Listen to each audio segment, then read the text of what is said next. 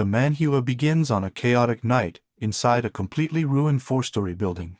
For a moment, everything seemed calm, until the door was forced. People were running desperately to save themselves, chased by terrifying zombies. The leader of the group was shouting at those coming up behind that they were rushing. And they closed the door. They were fighting to close it, but the aggressive zombies had already reached the group. The men were in a panic. What to do? There were too many zombies already. The leader looked around and saw an iron bar.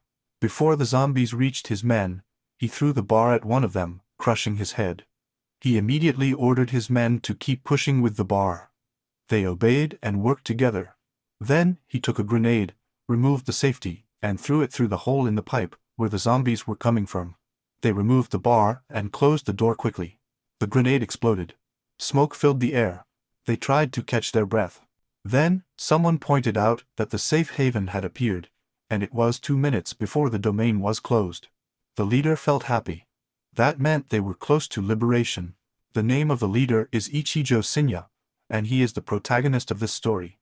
I had been living desperately in that terrible environment for 5 years. 5 years ago, the great calamity suddenly arose and stole the peace of mankind. Since then, many special domains with different difficulty levels began to appear randomly around the world. The special domains are completely isolated from the outside world, and many zombies attack the humans trapped inside. If you find the safe haven, complete the mission, and you can escape alive. Not only do your stats increase, but you can also get items necessary for survival. But those who do not reach the shelter within the time limit are converted. They become zombies. So, in just half a year, 80% of humanity turned into a zombie, and the world turned into hell. The humans who survived the special domains kept getting stronger. Many powerful people were forged in that cruel environment in search of power and rewards. The strongest want to completely clean the domains up to level 100, a great feat. And today, for the first time, a level 100 domain appeared, and Sin was already about to complete it. Together with 5 skilled companions. There was little left to clean up the most difficult domain. If they reached the safe haven, he would be the first to reach the Grand Slam. For that, he had already escaped death countless times. I just needed a little more and I would make it. But then, to his surprise, he saw a bigger, fiercer zombie. He immediately shouted at everyone to get down. The zombie used his huge hand to smash the wall, but they managed to dodge in time. They were unarmed. They never imagined that a guardian would be protecting the safe haven. The sturdy zombie entered through the opening. He was different from everyone else in the domain, but they needed to defeat him to escape. Shinya asked his men how many items they had left. One woman replied that there were only 5 agility potions and 1 strength potion left. Faced with that, he said that he would take the strength potion, while the other 5 would use the agility potions to suppress the zombie. And he would give the final blow. He dodged the zombie's attack, and immediately drank the strength potion, but noticed that the taste was strange. The zombie attacked him fiercely, but he blocked with all his might. Then he received a message: "You have taken the potion of weakness. All attributes decrease by 50% for 20 seconds. She was left in shock as she struggled to stay on her feet. He looked at his companions, wondering what kind of potion they had given him. One of them smiled and said, "Now it's our tour." They drank the advanced agility potion, which increased agility by 100% for 20 seconds, and ran towards the safe haven. Shinya was struggling to block the zombies' attacks. He asked why he had been given the wrong potion. It had been a mistake. The guy replied, "It was not a mistake. We made it especially for you." Without the objects, there was no chance of victory. But since they were close to the shelter, if he managed to simply hold the zombie, they would all escape safely. And if he died in the domain, their share in the reward would increase. Then they thanked Shinya for being their escape. Now they would be the strongest of mankind. Shinya no longer had the strength to fight. He never imagined that everything had been planned against him from the very beginning. Now, there were 10 seconds left before the shelter was closed. One of the traders, about to pass through the portal, turned and told Shinya not to worry. "I will tell the world that you bravely fell for your companions." He smiled and added, "I look forward to the day when I can kill you with my bare hands when you become a zombie." There were 6 seconds left. Shinya screamed, furious that he had been tricked, but then the zombie cut off his chest. He fell to his knees, hopeless. Hating dying that way, the zombie dug its claws into his body. The special domain ended, and the release of the domain was in progress. Sin was already disappointed. He had fought so hard all his life, and in the end, he would turn into a zombie and die. The transformation had already begun. He refused to accept that fate, to be betrayed by his own companions, and to die. No, I was determined to kill them. Even if he turned into a zombie, he would take revenge. But then he felt his consciousness fade away. He wondered where she was. Hadn't he turned into a zombie? Was that your last moment of lucidity? Then he started hearing voices, and someone was stepping on him. He opened his eyes and realized it was the school bullies. One of them, with an intimidating tone, asked why Sinya had not brought the 5,000 yen protection fee that he had demanded. Next to him, there was a fat boy who was also being bullied. The fat kid said he didn't have that kind of money. The bully replied that he didn't want any excuses. If necessary, to steal, but to bring the money before the end of the day. Otherwise, he would get a beating every time he was found. Without even understanding what was happening, he realized that he was on the roof, where I used to be bullied in high school. He thought maybe it was a death dream, but the pain in his body was too real. Then, the bully asked the fat boy what he was going to do. Immediately, the guy said that Sin already had money. He was hiding it, the payment of his part-time job, in an escape of his backpack, so they should check it out. Sinya was still dazed and full of questions. He realized that he had returned to a time before the Great Calamity. Hey, he said. Then he asked the bully, what day is today? The bully was surprised. He looked at Sinya, and then asked with a mocking smile, who do you think with? It's just that you're talking. He said he knew Sin already had money, and ordered him to hand it over, but then the thug's face was hit by a punch that sent him flying. With blood coming out of his nose as he fell to the ground, his henchman became enraged. How dare you hit our boss, Mineta? Sinya told them not to put on a mask twice, to respond quickly now. He had inherited the power of his past life. He was determined not to become a loser in this life. And Penny Netta is a third-year high school student. He's what you'd call a bully. He has a daily routine of extorting money from people, calling it a protection fee. And because it has the backing of the Aqua, teachers have no choice but to turn a blind eye. As for Sinya, he was one of Minetta's favorites. He lost his parents when he was young, and had to work part-time jobs to survive. So, for someone like him, he was the perfect target. Mineta always extorted and beat Sinya, even if he paid the blissful protection fee. As long as Mineta focused on him, everyone else felt safe, as if they were just watching a show. But things would be different now. Sinya told Mineta to hurry up and answer. Mineta got up, furious with the fucker. The other students were in so. They thought Sinya had gone crazy for hitting Mineta. They're going to kill him, they thought. Then Mineta yelled at the others to stop standing there. He ordered them to beat Sinya. Sinya knocked the first one down with a single punch that threw him to the ground, surprising the others. In her previous life, Sinya had tirelessly trained to survive in the apocalyptic world. He spent countless nights in that cruel world, where sleeping was a luxury he could not afford. He came back from the brink of death more times than he could count, and after all that, he never expected to be betrayed by his own companions, by other humans. In a world in ruins, humans who had lost all sense of ethics and morality were more terrifying than zombies. And the students in front of him were the kind of scum who would point a gun at their own friends just to save themselves. So this time, he was refusing to make the same mistake. He knocked them down one by one, dodged punches, and knocked them unconscious with attacks to the face or neck. Mineta was shocked. He was wondering what was going on. Sin had already defeated everyone in an instant. Was he really the same weakling I knew? For all the misery those worms caused in the apocalyptic world, Sinya decided that they would pay the price from now on.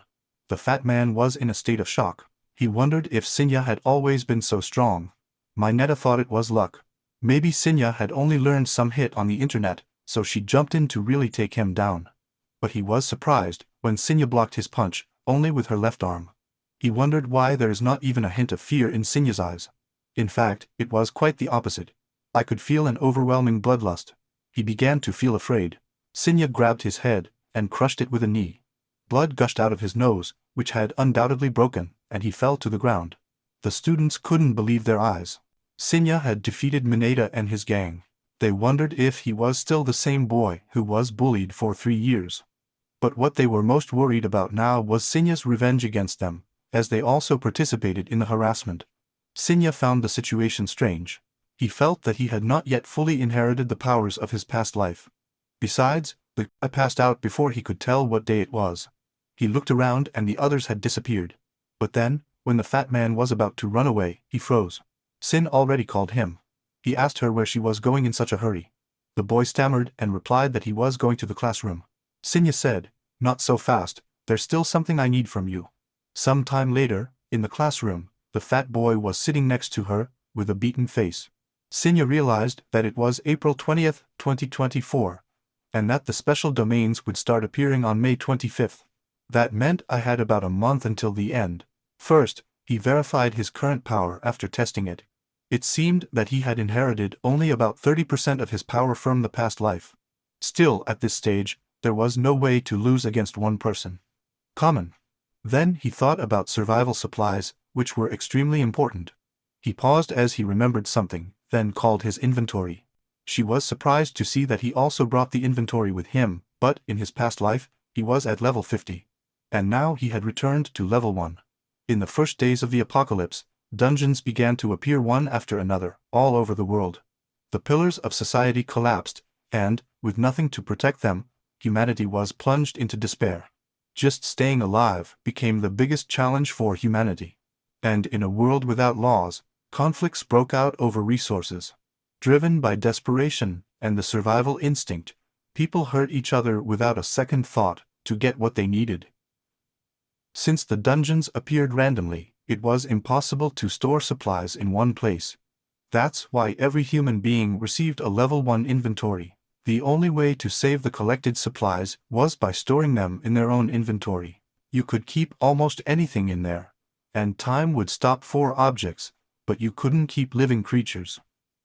Inventories at higher levels could store more supplies, directly increasing the chances of survival. In her past life, Sinya desperately struggled to expand her inventory, until it was the size of a basketball court. Even now, having returned to level 1, for this new me, it is already more than enough to get started. Either way, his goal now is to expand his inventory, and secure plenty of supplies. But to expand it, you need money. He has to raise a huge amount. With the power he inherited from his past life, all the experience he acquired, his inventory unlocked ahead of time, and all the information he possesses, with all that, he can grow at an amazing speed. And in the end, for those who betrayed him, he will have his revenge, because he is no longer the same weakling as before. Some time later, in another scene, in an unknown place, a man who was tied up was hit on the head with a bat by someone and fainted. The guy told the boss that he seemed to have lost consciousness, but the boss ordered to pour water on him to wake him up. They hadn't finished yet. Then, another guy came in, Mineta. He said that it seemed that Mineta had had problems at school, and could not collect the bodyguard fee. The guy was the boss of Mineta, but before he could say anything, the boss punched him directly in the mouth. He almost fell, but the guy who was coming with him told him to get up. He had to stay on his feet. The boss asked if he had really returned empty-handed. It's always useless when it matters most, and it always irritates him. Then he took the guy's bat, and, when he was about to hit Mineta, he panicked and begged, "Please wait." He said his whole group was defeated by one guy. The boss stopped when he heard that. Then he ordered them to stop standing there, because if it got dark, and they let that guy escape, he would never forgive them. He swore he would never forgive them. He then ordered his men to take some boys, and bring the boy to him. Now in the classroom, Sinya expected that they would come after him. Since he hit Mineta, there would certainly be reprisals. I knew that the boss of them was Tasiki Atano. According to Toya's memories, he's the one behind Mineta. Atano was a former professional baseball player, a hitter who made many home runs with his incredible swing speed. But he had a violent temper and repeatedly assaulted teammates who made mistakes. For that, he earned the reputation of a tyrant. In the end, he hit a teammate and was dismissed from the team. Thus, with his baseball career over, he became a man of the underworld. As Sinya was heading home, the fat boy ran down the stairs to find him. He asked Sinya to wait, and asked her where she was going. Sinya replied that classes were over, so she was obviously going home. So, what did he want? The fat guy, worried, said that Mineta's friends were undoubtedly waiting for him at the entrance of the school. They were going to kill him. Sinya replied that it didn't matter. All the students stopped in fear, wondering who those guys were at the door. They saw Mineta with them, and one asked why everything was banged up. Someone replied that he had been beaten up on the rooftop today, so he probably brought his friends to get revenge. Mineta looked around and pointed at Sinya, saying it was him. The fat guy asked what they were going to do now. They had already seen them, they should run back inside the school. Sinya was speechless. He told the fatty that he would leave if he had nothing more to say. The fat guy, surprised, told him to stop talking nonsense. The guys who were with Mineta were not weak. Sinya thought to himself that in just a month, the special domains would appear and hordes of zombies would emerge. There were a lot of things I had to prepare. Before that, the guys fighting on the hands called Sinya, telling her to come closer, and shouted at the other students to get the hell out. One of them put his hand on Sinya's shoulder and said that if he didn't want to be humiliated in front of everyone, he had to go with them. Sinya looked at him, thinking that he wouldn't be able to deal with everything alone from now on. But he could take advantage of the forces that supported Mineta. Then she followed him to the car. One of the students in the background commented, "Sinya is finished. Of all the people he could mess with, he chose Mineta. They will be dead for sure tomorrow." Minutes later, he was brought before the chief. They told the boss that he had been brought in. He came quietly, without trying to escape. Sinya stepped up to the plate. His plan was already underway. The moment he hit Mineta, he looked into Ito's eyes, thinking that if someone neglected believing himself to be the hunter, he would end up being the prey. Ito said with a smile that he seemed quite calm. Mineta ordered Sinya to stop pretending to be brave. I was sure he was scared to death. Then he told Sinya that he would show her what happens when someone becomes her enemy. If he wanted forgiveness, maybe they would consider it if he knelt down and begged. I wouldn't get out of there until I did. Another guy put his arm over Sinya's shoulder and asked if she had any idea who she was messing with. He had better be prepared to pay at least 1 million yen. But then Sinya punched him in the face, furious. Another one came running with a bat. Sinya dodged the blow and kicked him in the stomach, throwing him away. The big guy came from behind and grabbed Sinya hard, telling her to just drop to the ground. Seeing that he was immobilized, 2 other guys came to attack him, determined to break his leg. Sinya used the bat on the ground, picked it up with her leg, and slammed it hard into the big guy's face, making him bleed. He caught the bat in the air. One of the guys who tried to break his leg was disarmed and got punched in the face right after. The first guy who got hit tried to attack Sinya. Mineta thought he had hit the nail on the head, but was surprised to see that he had not even touched it. Sinya had blocked the blow from point-blank range.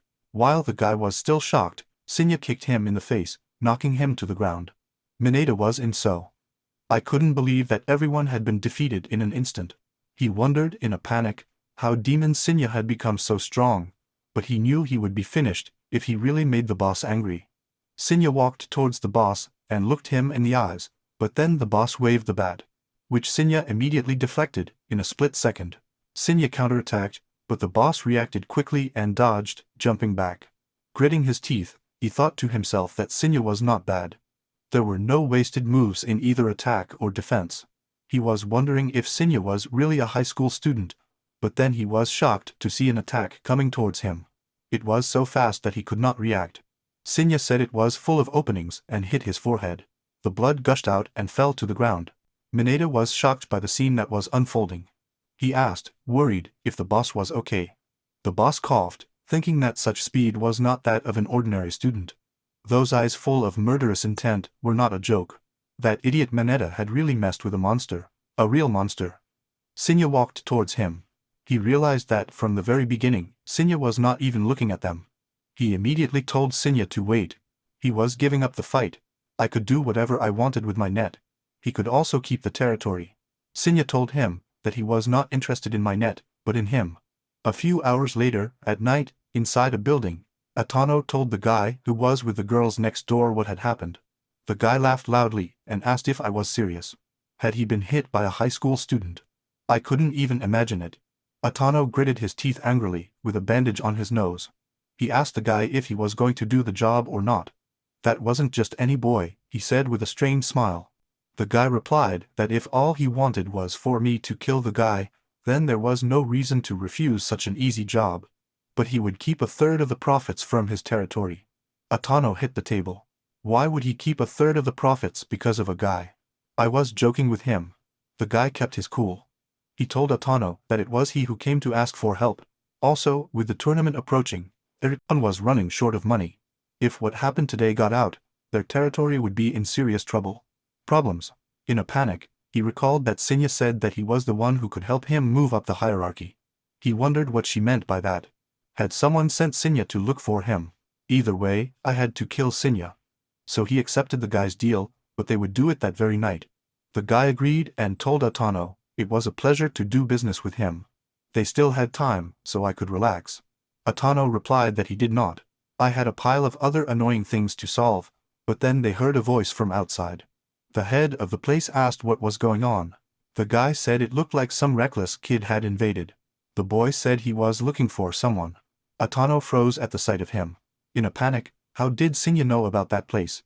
Sinya took off her hood and asked Atano what was wrong, who looked pale. Atano stammered, and told the guy that that was the kid he wanted to get killed. Let's go back a few hours before he arrived at the building. Sin was already training because his body wasn't good enough yet. Fighting with Ada that afternoon made her realize how inadequate her current body was, so, out of revenge, she decided to strengthen it. After a while, he rested, as rebuilding his body was not something he could do overnight. The real work started now. Sinya told the guy that she was there by order of Chief Atano. The guy told Atano that he didn't know that he had sent a subordinate. He was just a student. Even being subordinate, invading the place on his own, made it clear that he did not know the rules. He didn't like that at all. Atano, worried, said that was not the case. But then Sinya interrupted him. He told the guy that, as Chief Atano ordered, he had already taken care of everyone outside. Only that room was missing. Atano stood up, shocked. The boss of the place was also surprised. He ordered his men to check the security cameras. He was shocked to see them. All his men had been defeated. One of the chief's men approached with one hand in his pocket, and the other pointing at Sinya. He said it was not possible. That kid had done that, he had taken some kind of drug. I couldn't believe my eyes. He was wondering if Sinya was serious that afternoon when she said she would help him up. He looked like he had gotten into a lot of trouble. Then the guy took a bottle of wine to break it on Anna's head, but the bottle broke before it reached him. He was surprised. He realized that it was the guy who did it because of the reaction time. He did not look like an ordinary student at all. The guy ordered his men to stop being separated. They said, "Yes, sir." The guy threw the broken bottle and grabbed another one. He told Atano that it looked like he had come prepared, and asked if he really believed the boy could defeat him. The rule of the organization was that they did not attack their own. But it was different if he broke that rule, so I shouldn't take it personally. Atano, worried, told him to wait, that it was a misunderstanding, that he should listen to him. Then someone spoke from behind. Anyo told the guy that she had no idea why the guy was there, with a greedy look. The guy told Atano that he didn't care about the guy. There wasn't much to be gained by killing him, but killing Atano was another story. Everything that was his would become his. He thanked Ito for being the first to break the rules, but then Atano took him by the shoulder and threw him to the ground, saying that it would be his end if he died in a place like that. Atano knew there was no use talking anymore, for things had gone too far. Still, she wondered what the boy was up to. The men lunged at Sinya to knock him down, but Sinya immediately used the face of one of them to block a punch. Then he picked the guy up by the legs and threw him with his left hand against another one in the air. And then he hit them straight to the ground. The boss was shocked. Sinya shot down his men in an instant, without wasting a single move. He was wondering, who the hell was that kid? More men from the bar rushed at him. They tried to hit him, but Sinya dodged and hit the first one in the throat. Then he punched and then kicked in the left ear. The men pinned Sinya down for his partner to knock him out, but Sinya used an unconscious body on the ground to unbalance the attacker, causing one to punch his own partner. The body fell. Sinya then broke free and violently broke the thug's leg, who screamed in pain. He immediately knocked him down with his elbow. He quickly took down one by one before they could react. The boss wasn't so. I thought I was dreaming. One guy defeated almost everyone the sun. I knew he was going to be next, so I needed to kill him right there. He took a gun, but Atano disarmed him. The guy asked why Atano would do that. Atano said he couldn't see how he would use a gun on a boy. The guy yelled at Ito not to tell him what to do, especially after being hit by one. Atano said she was well aware of him. That that he would not escape even if the boy died, but that, in fact, it was even better for him if the boy was still alive. The guy then told Atano that he would have to kill him first. Atano wondered if Sinya was really just a high school student to accomplish something so big because of him. Their escape routes had been completely blocked. Even if he managed to escape that day, the organization would never leave him alone. He was furious. He had been deceived by a child, but now that child was the only person he could trust. Then, he punched the guy in the face, knocking him to the ground. The subject looked at the gun on the ground, and grabbed it immediately. The guy laughed as he pointed the gun at his face, saying that it was not possible for the two of them to kill him. Now the whole territory would be his. But then, to his surprise, Sinya kicked him violently in the face. Atano sat panting, and told himself that the brat had not only defeated him, he defeated everyone in a single day. Sinya then asked if I had made a decision about what they talked about at noon. Anyo said he had no choice but to accept. Anyway, the organization would not forgive him. Then he asked why it had to be him. Sinya replied that she simply went, because he found it. Just that? Anyo told Sinya that, if so, he should be grateful for the coincidence. Otherwise, the one who would be lying there right now would be him. By the way, he asked Sinya what she was planning to do about cleaning up the place. Sinya told him to make that territory his own. As promised, I would help him get promoted. Anyo did not argue and told Sinya that he would try. The incident would quickly spread through the organization, and both would end up being targeted. Then she asked him what he planned to do from now on, what he should do.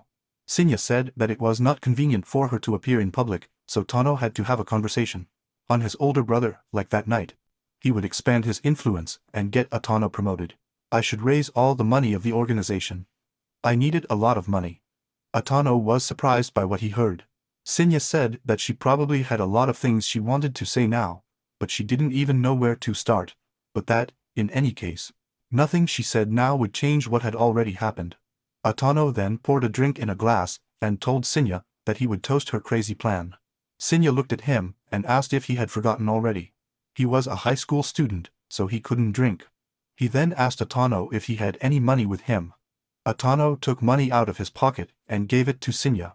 He said it was all he had at the time, but he would get more if it wasn't enough. Sinya said she just needed money for the taxi. Atano, surprised, thought to himself that he must be getting senile for having allied himself with someone who didn't even have money for a taxi. Sinya asked, including that place, how many allies, and how much funding he had. Atano replied that about 60 people at the High G's place specialize in solving problems. In general, they are of better quality than my subordinates, and since they are assigned to special services, they also receive weapons as firearms from the organization. I have about 30 people myself, so, adding everything up, we will have more than double our current strength. As for the financing here, he and I have practically the same thing. Low-ranking people like us don't get a lot of money, we're just pawns, and most of the funds are controlled by the higher-ups. One of them is Ren, he runs casinos, bars and nightclubs. The Koa is in charge of the bodyguard services, and the head who manages all the funds is Anatatsuya. Her birthday is next week, and everyone is obliged to give her gifts, even if they call them presents. In reality, they are cash tributes, and whoever gives the most goes up in the hierarchy. But low-level guys like Iri, Guri and I were desperate to raise money, but now that I know about your crazy plan, none of that matters.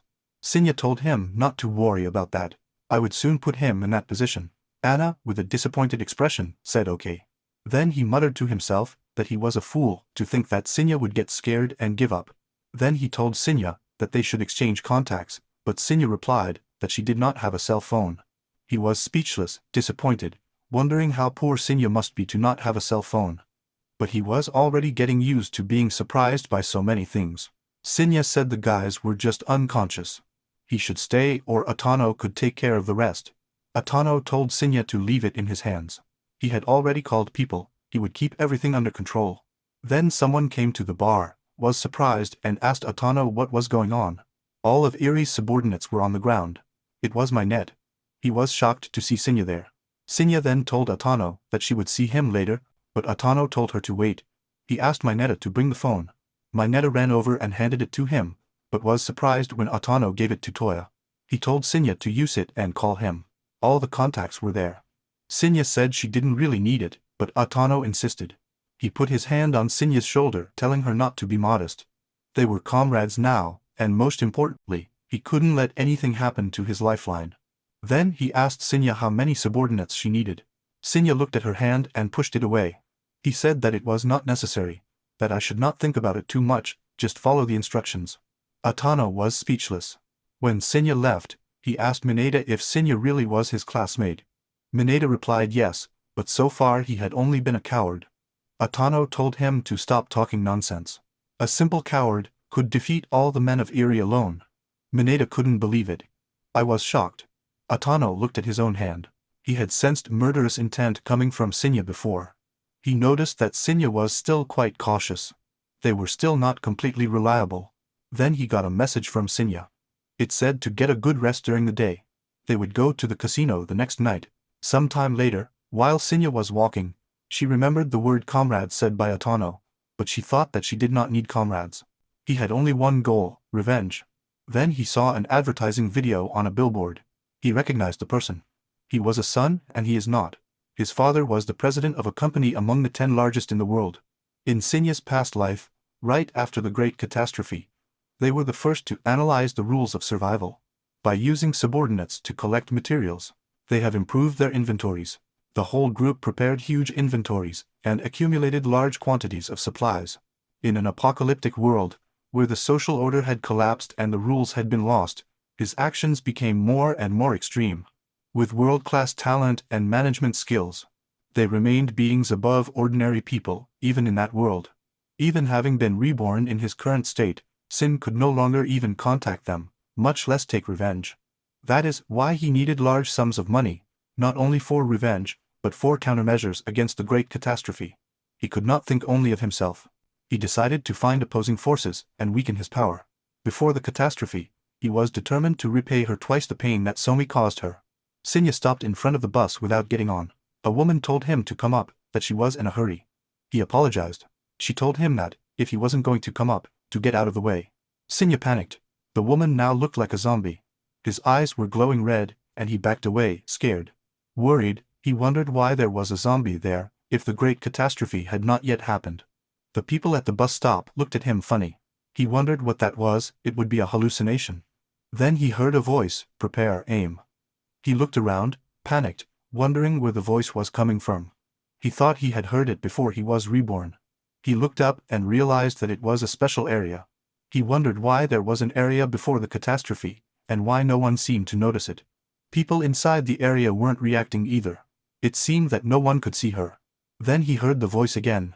He realized that she was guiding him towards the area. He wondered if he should enter, but thinking about those who betrayed him, he gritted his teeth and ran towards the area, because if the area was real, then he was the only one who could enter a month earlier. The items acquired at the beginning of the zone were things that could not be obtained in the real world, and he could expand his inventory to prepare for the apocalypse. If that was the case, he had no choice but to enter, even if it was risky. Then he entered the level 1 special zone. Sinya entered the area, and the portal disappeared. He told himself that he never thought he would manage to reach an area so soon. Then he received a message from the system. She was surprised to see him. It was a special mission. He had to defeat 15 normal zombies in an hour and find the safe house. The final reward was 5 times higher than the normal one. There had never been anything like this in her past life, so she wondered if it could be related to her rebirth, or to the voice from before. Either way, it was definitely an advantageous situation for him. What he must have been thinking about now was how to complete the mission. When he first entered an area in his past life, just finding the safe house was already difficult. This time, the target was 15 normal zombies, and 1 mutant zombie, so he decided to prepare properly. Upon entering an area, one is first transported to a relatively safe place. Basic survival items can be obtained there, but they are only fundamental elements. Anything beyond that must be collected within the zone, so he decided to take everything for the time being and keep it in the inventory. If I didn't use them, I could save them for later. However, the most important thing was not the survival items, but the magic mineral and crystal stones obtained in the safe house. The magic mineral can be combined with money to expand the inventory. The quality of the magic mineral is divided into 4 levels. The higher the level of the zone, the higher the probability of obtaining high quality ore. Higher quality minerals are more effective in expanding inventory. In addition, the special elements contained in the crystal stones, as the apocalypse progresses, are used as materials for various people, being indispensable for the survival of humanity in the areas. In other words, both can be considered talismans for surviving in the apocalyptic world. After leaving the safe place, the real challenge begins. If the appearance of the zone is not a coincidence, he can get resources a month in advance. Left the place, looked around. After passing the initial point, one cannot go back. The mission required 3 things, and the most important element among them was time. Despite having inherited the power from his past life, he couldn't be optimistic about his body's strength. Even being a beginner zone, 16 enemies, including 1 mutant, were too difficult for the moment. If he found the location of the safe house, he could escape. He considered the mission difficult, and the atmosphere of the area seemed somehow different from that of his past life. Suddenly, a zombie broke the glass, but he was quick enough to react. Almost, if I had taken one more step, it would have been the end. Even as a beginner-level zombie, his power and speed far surpassed those of humans. Once bitten, it was necessary to flee to the safe house for treatment, or one would become a zombie. From Sinya's current perspective, he was a formidable enemy. He dodged the zombies' first attack. Once they locate their prey, they keep attacking. You can't stop them with common methods, but they have one weakness, the head. Then he beheaded her. Instant death. He received a message that he had defeated a zombie. There were 56 minutes left. He continued to move forward, telling himself that safe houses are relatively easy to find. They must be in the opposite direction from the starting point, so he decided to follow that direction for the time being. Since I was the only one in the area, I couldn't make the slightest mistake. He needed to save energy, avoiding fighting several zombies at the same time, and save strength for the final mutant zombie. He paused, looked closely, and was shocked to see a mutant zombie. The zombie's name was Jian, rank 10. His arms were improved, and he possessed superior strength. The zombie then lunged at him. Still in shock, he wondered why a mutant zombie was appearing so early in the game. He blocked the mutant's punch with his arms crossed. The force threw him against a wall. He was amazed with his incredible power. Gazen was an extremely violent zombie. Once caught, one was crushed to death. At the beginning of the apocalypse in his past life, many humans died for him. The mutant attacked again. Sin has already dodged. Although he was having a lot of difficulties, there was almost no chance that he would win in a direct confrontation. The terrain was also unfavorable, so he decided to change the location. As the mutant's power was several levels higher than his, in his past life. He was violent, and his attack patterns did not differ from normal zombies. If I managed to use that characteristic to lure him to an advantageous terrain, then I could win. He stopped, now he was surrounded. Zombies in front, and the mutant behind, chasing him. He refused to die in a place like that, so he advanced and attacked the low-level zombies.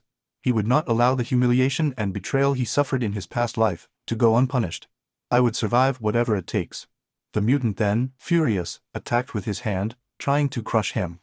But Sinya was quick enough to dodge, and the force of the blow shattered the ground. The mutant looked for Sinya around, but he was upstairs. Then Sinya launched into the attack, determined to kill him and escape from the area, but the mutant reacted quickly, and blocked the blow with his hand. Sinya immediately backed up with a jump. He never expected the mutant to react so quickly. Now, he had missed the opportunity to defeat him, and only managed to cause a small damage to his hand. He knew that with his current power, even attacking the mutant's enhanced arms, he wouldn't cause much damage. He got up. The situation was more difficult than I imagined. Then he saw something below. It was the safe house. He never expected me to be on the first floor. He decided to get closer, just out of caution, but then the mutant came running towards him. He tried to hit Sinya, but ended up falling. As Sinya was quick enough to dodge, he was left standing there, looking weak, wondering if the zombie had died with the fall. But the persistent wretch began to climb again. While fleeing, Sinya encountered 3 zombies. They ran towards him. He grabbed the hand of one of the zombies, and pushed him against the other 2, throwing them into a net. They tried to turn around to attack him, but Sinya pushed them away with her leg. Then he used his axe, and cut off the heads of the 3. The mutant then appeared, and threw a heavy log at Sinya, which hit the iron gate. He looked around, but did not manage to see Sinya anywhere, and became enraged. Sinya was hiding behind a car, treating his injuries. The only useful things he got from the initial safe room were a bandage and an axe. And they were not items that would help him complete the mission. That's why I couldn't make mistakes. This was both the starting point of his revenge and the most important step. He put the medicine cabinet in the inventory and decided to head to the safe house. For now, he should get as far away from the mutant as possible, but then he realized that he had been discovered.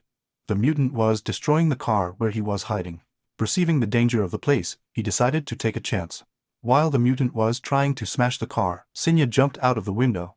Now he decided to aim at the wound he had caused earlier. He cut the mutant's hand in half and immediately stepped back. For now, he had no choice but to weaken the mutant's combat power little by little, but his axe wouldn't last long. The mutant screamed in pain and then angrily charged at Sinya. When mutant zombies are on the verge of death, they go into a state of rage, their aggressiveness is doubled. But now the mutant could only use one arm. But when Sinya tried to attack, the blow did not go deep enough. Now his defense was exposed. The mutant then pushed him with his huge leg to the ground and immediately stepped on his hand. Sinya screamed in pain. He was surprised that the blow did not even make the mutant wobble just a little more and he would have succeeded. But now he could not move his hand. The zombie then moved its teeth closer to devour him. Sinya panicked. If he was bitten, he would turn into a zombie, and that would be no different from his previous life. He wondered where he had failed, why he was going through the same tragedy again. He fought so desperately to live, and yet he was about to die again. But then he heard a voice, the same voice as before. At first, he did not manage to understand her well, but now she was becoming clearer. The voice was telling him to take revenge. At the same time, his cells began to undergo changes. Suddenly, Sinya realized something. His injured arm was healing on its own. He gripped the axe tighter, ready to fight, but the zombie had already lunged at him. The attack was quick, but Sinya dodged, jumping out of range. He regained his balance, confused. He had been infected by the zombie virus, then because he was not transforming, and his wounds were completely healed. It couldn't be, it would be related to that voice in his head. It wasn't just any voice, it was familiar, deep, distorted, but familiar. Then he understood. He remembered that voice. She was tall, the level 100 zombie she encountered in her past life. At the time, I was too focused on surviving. He did not realize what happened after his defeat, but now everything made sense. The domain collapsed, and somehow, both he and Tal ended up in the real world. And if his assumption was correct, Tal not only followed him, merged with him. That explained everything: immunity, regeneration, zombie-like powers. She was inside him. Now, Sinya frowned. If he had the power of her, he was still human.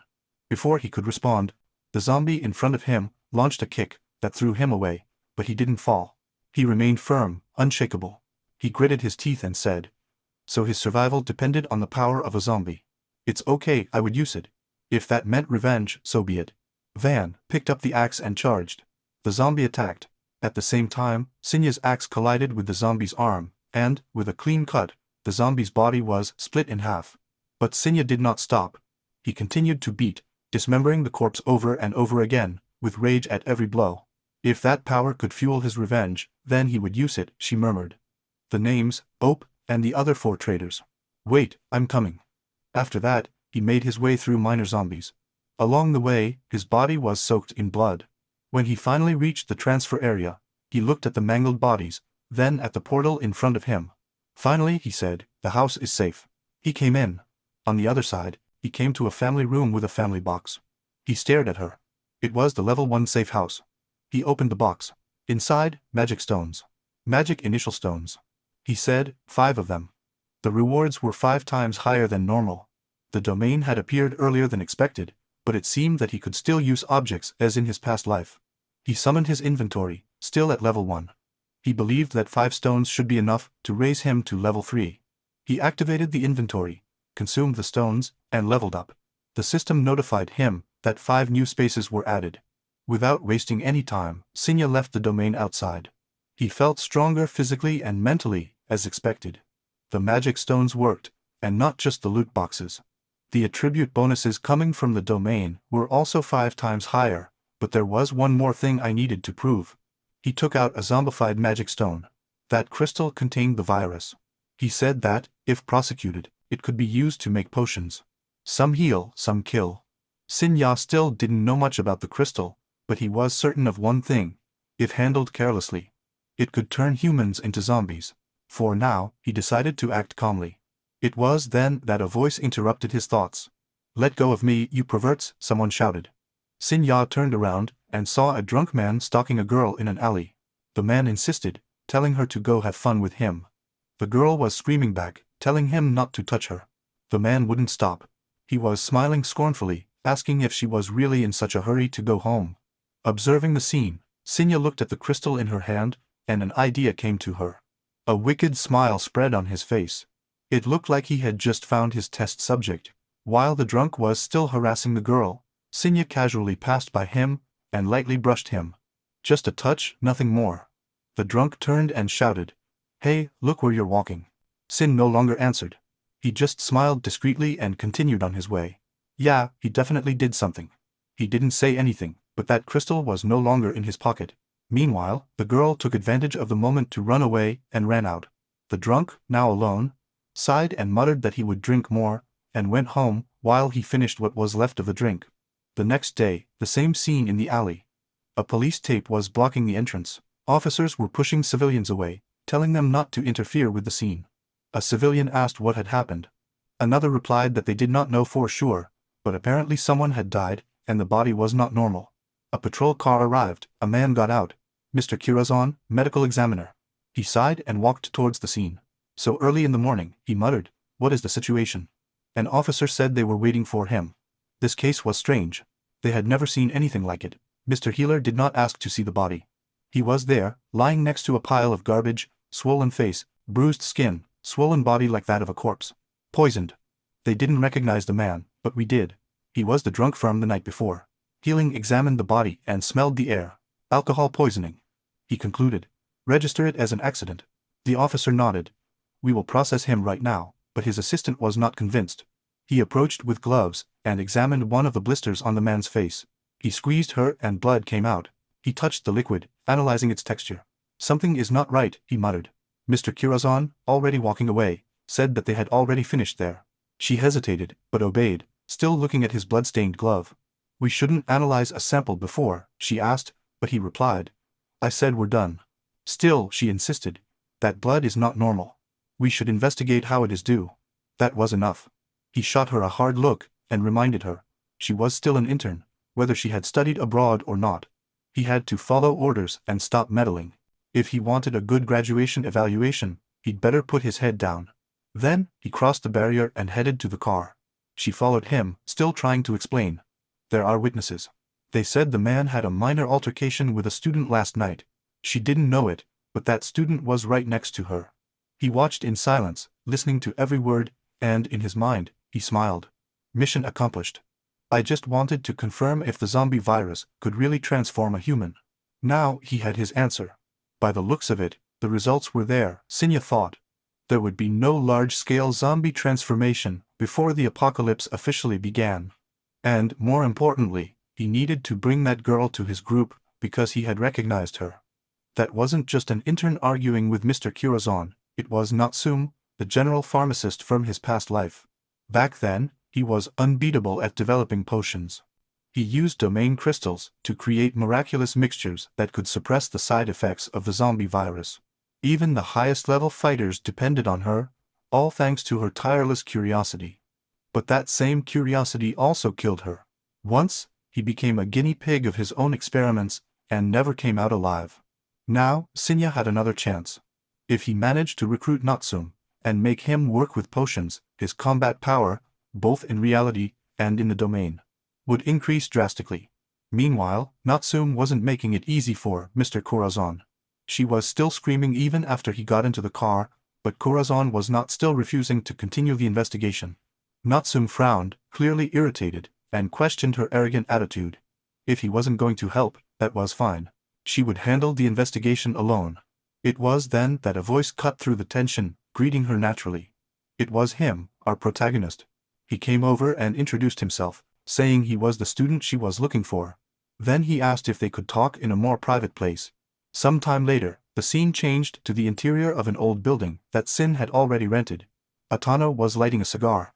Just as the smoke was exhaling, Manda came in and asked why I was in such a hurry to clean up a place like that.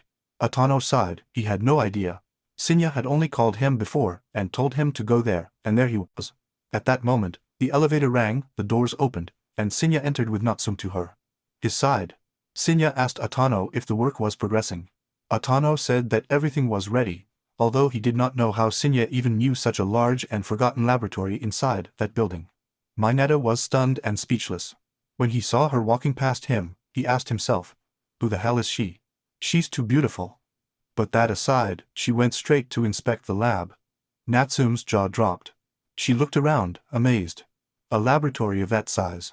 There, Atano explained that the cleaning was done, but that the machines would need testing. I didn't know if they still worked. Without Ya, on the other hand, I recognized the place. In his past life, after the apocalypse, that laboratory became Natsum's main base. Loudly, he asked Atano to go out with Mineta. I wanted to talk to Natsum alone. As he was leaving, Atano muttered to himself, who was that woman? After all, so that Sinya would prepare an entire laboratory just for her. I couldn't understand it. It would be some kind of supreme, nerdy seduction tactic. Inside, Natsum was already exploring the machines, her eyes shining, clearly impressed. But Sin already interrupted her. They needed to talk about the real reason I was there. She felt and asked what it was about. He explained that the man who died in the alley the night before died because of this and showed him the crystal in his hand. Natsum's curiosity was instantly ignited. He reached out his hand, wanting to examine it immediately, but Sinya warned him not to touch it with his bare hands. She nodded, but declared that she would investigate the crystal structure at all costs. Then he stopped. She looked at him and asked why. Why take her there? Why tell her all that? Sinya smiled as expected. She understood quickly. He admitted that he needed her help to analyze the stone. He placed the crystal on a small tray and handed it to her. She took it carefully, still impressed, and asked again, why me? She said she was still just an intern, far from being an expert in something, but Senna already knew her story. Nazm wasn't just an ordinary intern. He had studied abroad since elementary school, majoring in forensic medicine. She had won awards and was praised as a prodigy in her field, and now she was back in Japan, working discreetly as a forensic intern. Sin had already fought alongside her in her past life. He knew perfectly well what he was capable of. That's why I had brought her. Natsum, noticing how much he knew, commented that if he knew all that, he had clearly not come without a purpose. Sinya confirmed it, and she asked exactly what she expected him to do. He replied that everything from that point on, everything I was about to tell him, was confidential. But before continuing, I needed to confirm one thing. Was she willing to join them? If he accepted, the laboratory would be his. Unlimited crystals, full funding, complete freedom to research. But if he refused, the conversation would end there. Natsum didn't say a word, he just dragged a chair, sat down, and began to examine the crystal in the microscope. That was his answer. A moment later, he gasped. As expected, the glass was not normal. It contained a virus that caused death and accelerated decomposition. But, unlike an ordinary death, the infected body could move unconsciously. He was no longer human. The corpse in the alley hadn't moved yet, but its posture was abnormal. Once activated, it would move with a force well above its original limits. Senna explained. He called them zombies, the undead. The crystals had two key components. One that caused putrefaction, and another that increased physical performance. He wanted Natsum to isolate the enhancement component and create a potion from it, but that kind of separation wasn't easy. He needed it to be almost 100% pure, and the rarity of the potion would depend on that purity. Natsum's face tightened. He asked if that meant the dead body in the alley would eventually move. Sin already confirmed it sooner or later. He knew she had more questions, but he told her to concentrate on the investigation for now. Eventually, I would understand everything. Before leaving, he mentioned that he had rented a place downstairs, and that he could live there. Then he turned around to leave. Natsum called him, asking him to at least say his name. He stopped without Yahello, right after telling Mineta to stay and support Natsum's work. Atano would go with him. A while later, they were both inside the elevator going down. As they were descending, the silence was broken. Atano asked where they were going. Sinya did not answer. Instead, he asked how Rago was doing. Atano then replied, "Everyone is following me," but he quickly corrected himself. "No, they were following you, brother." But Sinya had already told them not to call him that. He remembered that Atano was the boss, not him. Inside, Sin was already decided. Now I knew the domain was real. The potions would come. The last thing they needed now was money. And that only meant one thing. He told Atano to get ready. They were about to meet the man they called Big Money. Well, the name said it all. Renegade, better known as Monet Maker, had built his empire with blood by the age of 20. Ruthless, cunning, and completely indifferent to morality. He had climbed to the top of the underworld tooth and nail. His specialty, the entertainment sector, casinos, nightclubs, and everything that turned despair into money. But the real gold mine was the casino, filled every night with hopeful people, all looking for the illusion of instant wealth. Most of them left with only regrets and debts.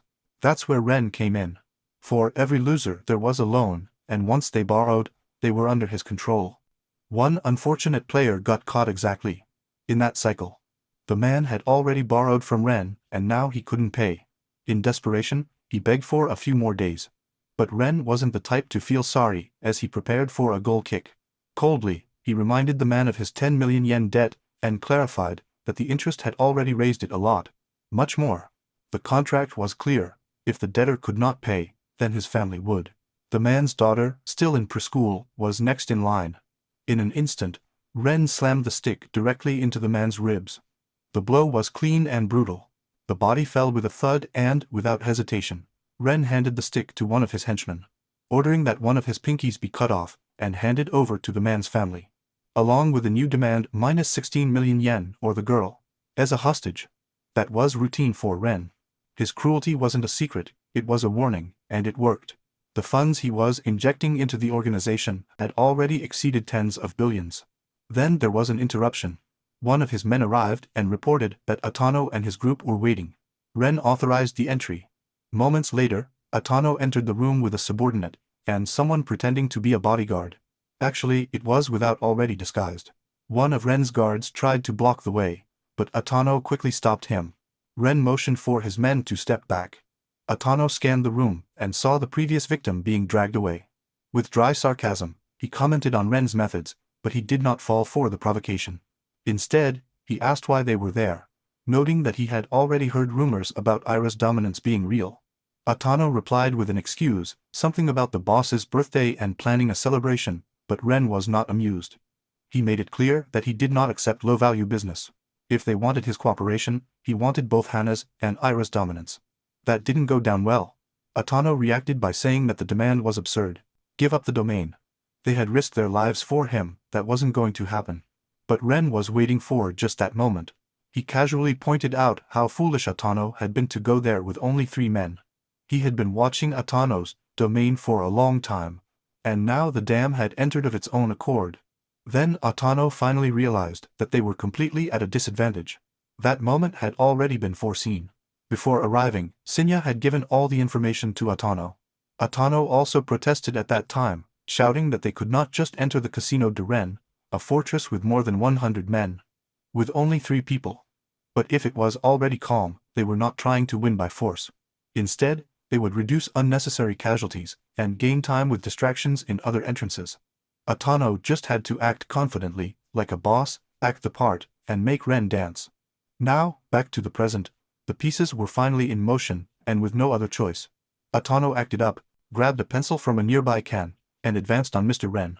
At the same time, he shouted an order to his 2 men. Shoot down that pathetic old man. But before any blow could be delivered, Ren's right arm intervened. The attack was blocked accurately. Then Sinya appeared. He quietly approached from behind, took the pencil from Atano, trying a surprise attack. Once again, Ren's right arm reacted instantly, blocking almost without moving. The heavy silence was broken. Ren's man shouted at the guards, ordering them to eliminate Han's team. The guards didn't hesitate, but before they could move, Sinya counterattacked first, hitting one hard and throwing him backwards. The next assailant advanced cursing Sinya, but was stopped in the middle of the attack. Atano's second man intercepted him with clenched fists, claiming the fight as his own. It was clear he was looking forward to it. It all escalated in the blink of an eye. Atano barely had time to follow the chaos before he felt a deadly presence approaching. At that very moment, Sinya pulled him away from danger. Ren's right arm had picked up a golf club to attack. Atano let out the air, grateful. Sinya told him to stay alert and leave the rest in his hands. That opponent would face him alone. Atano nodded, but warned him. That guy was not just any bandit. It was Renegan's most reliable weapon, the reason his casino empire seemed untouchable. As if it was agreed, the man took off his jacket, squeezed the stick tightly, and advanced against Sinya. The first blow was wide and violent, but it missed. Sinya spun in the air, saw the nearby stick rack, and took it in the middle of the evasion, to balance the ground. What followed was a brutal exchange, metal against metal, sparks flying. Sinya got hit in the face, it hurt, but not enough to slow him down. He muttered to himself that this guy was slower than yesterday's enemy, which meant that he had a real chance to win. Meanwhile, Ren urgently whispered to his man to finish that quickly. No scandals. They had paying customers nearby, but also, mercilessly, kill everyone. The confrontation escalated. The big guy attacked again. Sinya dodged, spun in the air, and delivered an accurate kick to the ribs. He got it right, but he didn't knock it down. The man grabbed Sinya's leg, growling something about ripping it off, but was interrupted. Sinya's second leg hit him in the middle of the skull. The man flew, falling hard to the ground. Sinya gave no respite. He jumped up and stepped on the man's chest with everything, immobilizing him, and leaving him unconscious. Total silence. Ren's confident expression broke down. His strongest man fell. He ran over when he picked up the phone, calling for backup. He demanded to know why no one had arrived yet. A moment later, the side door was forced open. Reinforcements came in. Ren's relief was short-lived. Only a fraction of his men had made it through. He burst out in anger. Where were the others? One of the guards reported that all the roads leading to the casino were mysteriously blocked. Traffic was at a standstill throughout the city. Ren's anger turned to suspicion. He looked at Sinya. That was all his doing. Sinya's response was a smile, calm, deadly. Trying to regain control, he shouted to the remaining guards that they would be rewarded. 2 million yen for each if they ended up with Atano and his team. That was enough to motivate the mercenaries who advanced, but just a few minutes later, it was all over. Inside the casino, the atmosphere used to be calm, cards turning over, dice rolling, laughter at losses. That peace was shattered when the main doors were violently opened, and Reno Gain's body was thrown through them, sliding across the living room. The customers were silent. The whispers began. Would it really be Reno Gain, the owner of the casino? They looked at each other, wondering aloud. Will it be a riot? A war for territory? Moments later, Sinya came in behind him. Atano followed him. He stopped to analyze the result. Bodies on the ground, Ren unconscious. And the last guards defeated. Cold, Atano looked at Sinya, surprised. The guy had defeated only the best of Ren without even breaking a sweat. There was no doubt now. That man was ready to be her boss. Trying to salvage the situation, Atano turned to the stunned crowd in the casino lounge. He raised his voice and tried to calm the audience. He said it was nothing serious, just a small incident. Then he officially presented himself. From that moment on, he would be the new owner of the casino. Name, Atano Tosik. And to celebrate, he announced a promotion, 10%. 0.000 tokens for each customer. That sentence alone made the whole room vibrate. No one cared what happened to Ren. No one even blinked at the change of power. The free chips outweighed any loyalty. But then, someone unexpected appeared on the scene.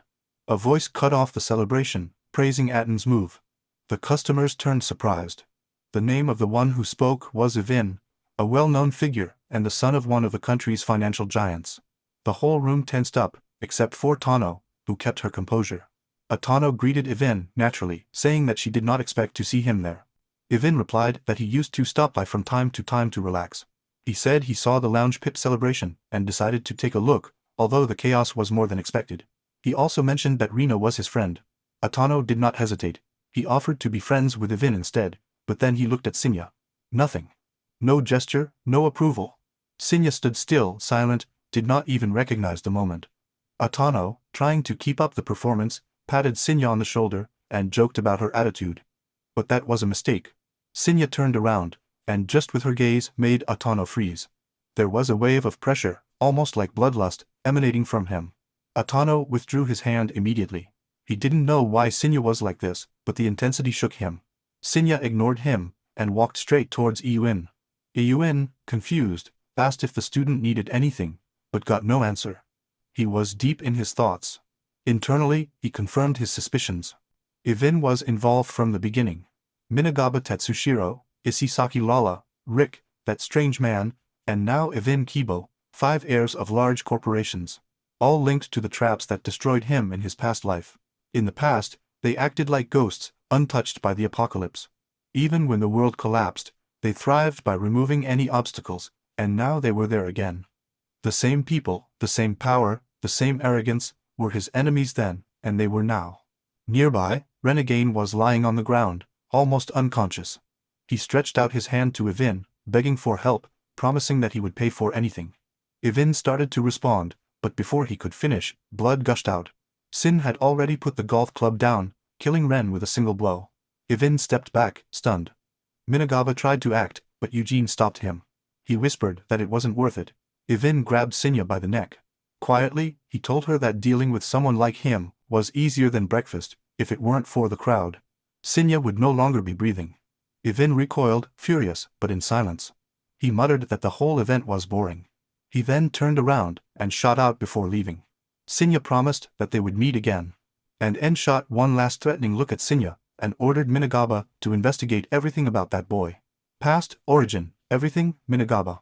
He simply nodded. Roger that. When they left, Atano talked to the customers again, reminding them to have fun. The promised tokens would be distributed soon, but Sinya was still thoughtful. He thought about how close it was. I could have crushed those wretches right there, but it wasn't the time. I still wouldn't kill them, not until he had driven each of them to despair. Atano approached, and called Sinya older brother, trying to reason. To make someone like Evin an enemy so soon was not wise, not with that kind of influence. Sinya replied that she already understood the risks. He changed the subject. I wanted to know how much the casino had won today. Atano blinked, surprised. He said he would check it later, but asked why Sinya needed that.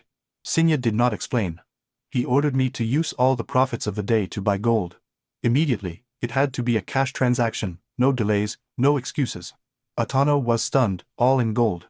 Why did Sin already cut it off? He said it was none of his business, no matter the cost. He wanted every yen to be turned into gold, and delivered to the laboratory. He had something to do, and he would go home first. Atano stood there not knowing what to say, but there was a reason for all that, one that he only knew in the domain system. The inventory space could only be upgraded up to level 10 by using beginner-grade magic stones. But anything above level 10 required another. Another thing, I pray to reach level 11. 360 gold was needed, and at each level after that, the requirement multiplied. During the apocalypse, gold became scarce, quickly consumed as fuel. That mistake would never happen again. Sinya's mind was already ahead. I needed to build up reserves. Sin already left the acquisition of the gold in the hands of Adder. He had bigger plans, special domains that the others didn't know about. And if their assets increased, that meant that the sins would fall. Everything was connected. Then, all of a sudden, he felt that while walking. A wave of pressure invaded his senses. He stopped.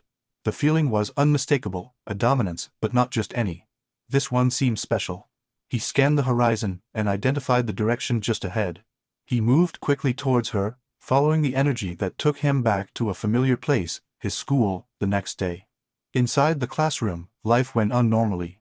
The students were chatting, laughing, and going about their day without any awareness of what had happened. In the shadows, Sinya's wallet was empty. His friend, the chubby one who was always with his nose in a book, looked at the empty place. I haven't seen Sinya for a long time, since the incident with Mineta. He wondered if something bad had happened. Suddenly, a stack of books fell noisily on Sinya's table. He was one of the bullies, confident, loud, and ignorant. The chubby friend reprimanded him, reminding him whose wallet that was, but the bully shrugged his shoulders. Saying that Sinya probably wouldn't come back. Anyway, he claimed that Mineta took care of him.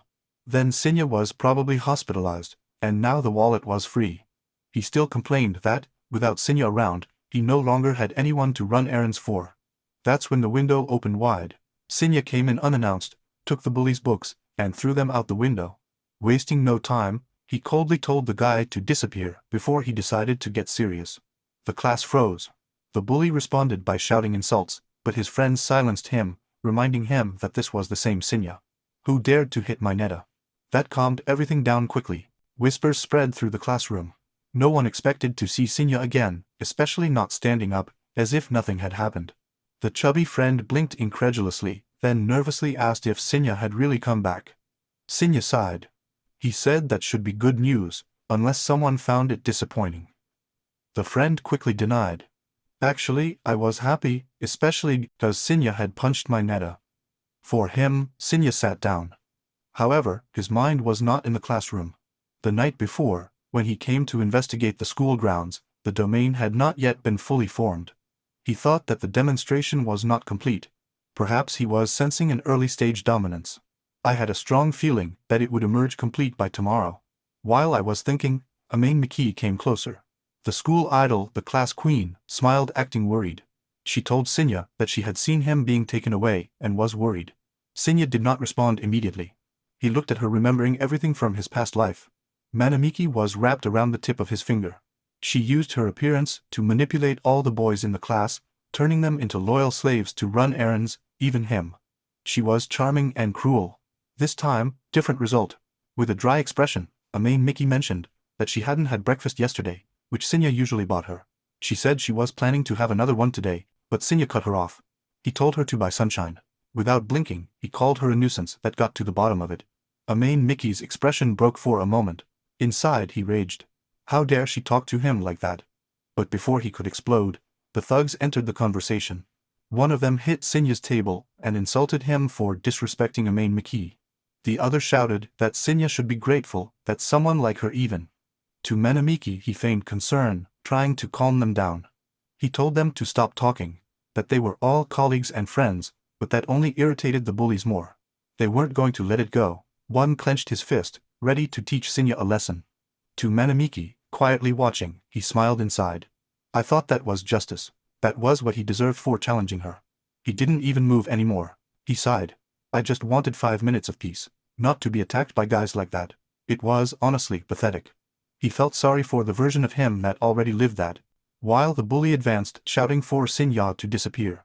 A huge hand suddenly appeared behind him, hitting the head of the bully, who crashed hard against the table. He fell instantly. The whole class was blown away, and then the real twist was my netta. Everyone looked surprised. Mickey wasted no time. He grabbed my netta's arm and told how without he had been rude to her. In his mind, everything was perfect. My netta must have come for revenge, right? So why not use that rage now? But his little plan fell apart in seconds. My netta calmly withdrew her hand from his arm, without hesitation, without words of comfort. Instead, he looked at her and told her to disappear.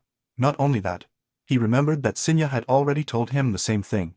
And then came the twist that made the whole class hold their breath. He referred to Sinya as Big Brother. Silence dominated the students who had just watched my netta dominate the classroom, and now they watched gawking. While he treated Sinya with total deference. Whispers spread. Mineta just called singer Mono Mayor. What the hell happened between them?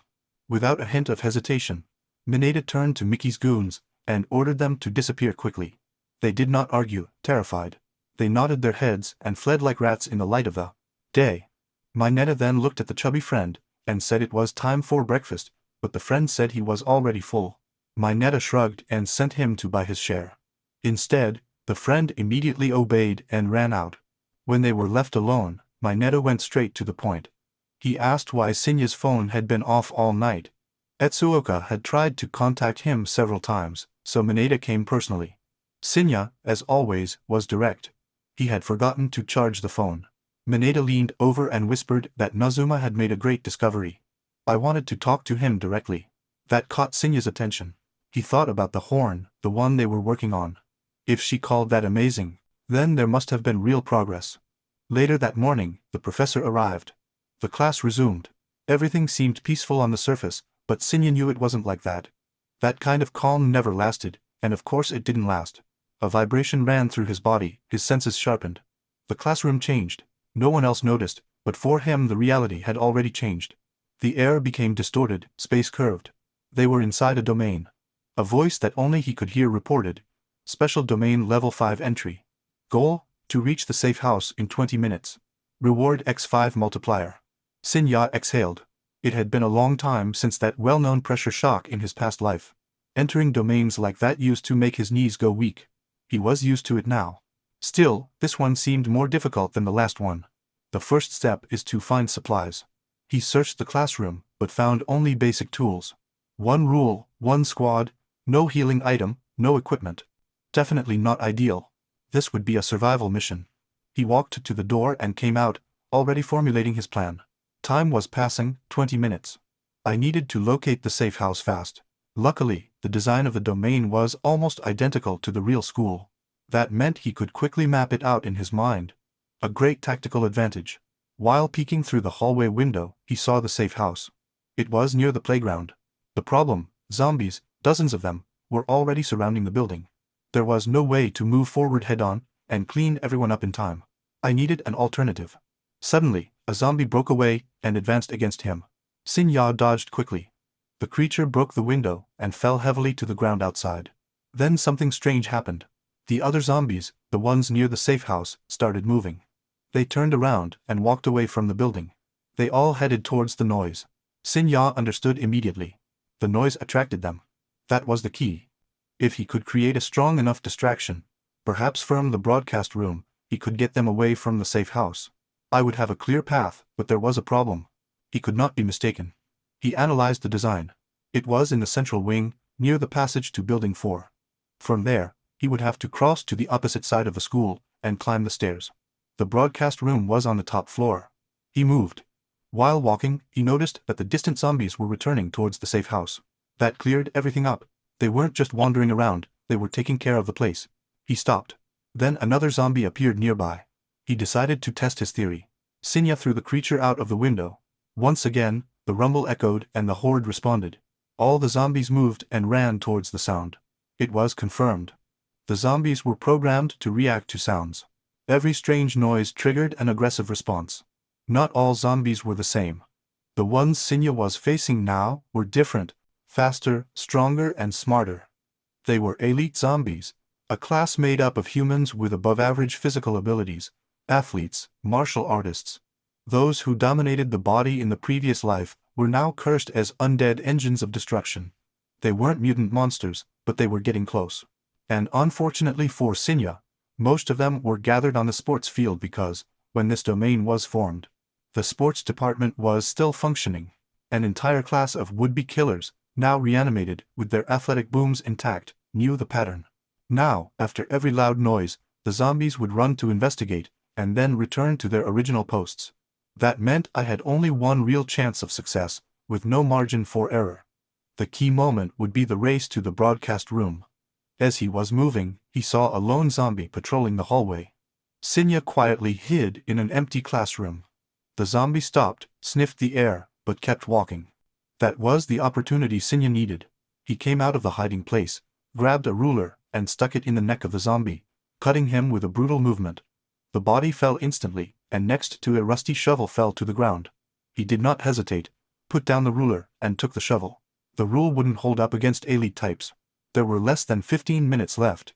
It would take 5 to get to the broadcast room, assuming there were no interruptions, but that was an optimistic bet. Now, speed was everything. The strategy would be the rest. Sinya followed to the passage that connected the wings of Building 4. The target was just ahead. He opened the door slightly, and peeking into the hallway, it was full of zombies, no good cover, and no time for detours either. If he took the long way, he would waste too much time, so he moved forward. Footsteps, silent, steady breathing, no noise. The goal was to kill each zombie without alerting the others. He attacked the first zombie, who didn't even realize what hit him, shovel in the face, crushed the second one. He received a blow to the jaw and 5 teeth flew through the air. The third one fell with a nauseating click on the neck. 1, 2, 3. Everything is clean. Sinya continued. The corridor ended in a staircase. The stairs led to the transmission room, the end point of the mission, but something wasn't right. Building 4 was more complicated than the others. No visible zombies, but plenty of places for them to hide. He could not afford to fail the plan. I would have to act on instinct, listening to sounds, reading the air pressure, and then it happened. A faint shadow crept into his sight behind him. He perceived the movement by the reflection on the shovel. A monstrous figure was approaching, neither slow nor silly, something huge. Sinya turned just in time to dodge. The allied zombie's punch hit the floor where his head was a second earlier, and shattered the tiles with a deafening crash. That blow would have killed Sinya instantly. It hit the ground hard, the shovel slipped away, and now the worst part, The noise alerted everyone around. From the corners of the building, new forms of the undead began to gather. He cursed silently, the cursed again. Those bastards gave more work than they were worth. A zombie advanced. Sin Ya blocked his teeth with the wooden handle of the shovel, fighting so that his flesh would not be torn. He turned him over and broke his neck with an accurate counterattack, but he spent a lot of energy, and then the real threat came. The allied zombie's fist flew again, this time aiming at Sinya's exposed back, with no time to block. He twisted the body back and let fate act. The elite zombie's punch missed the target.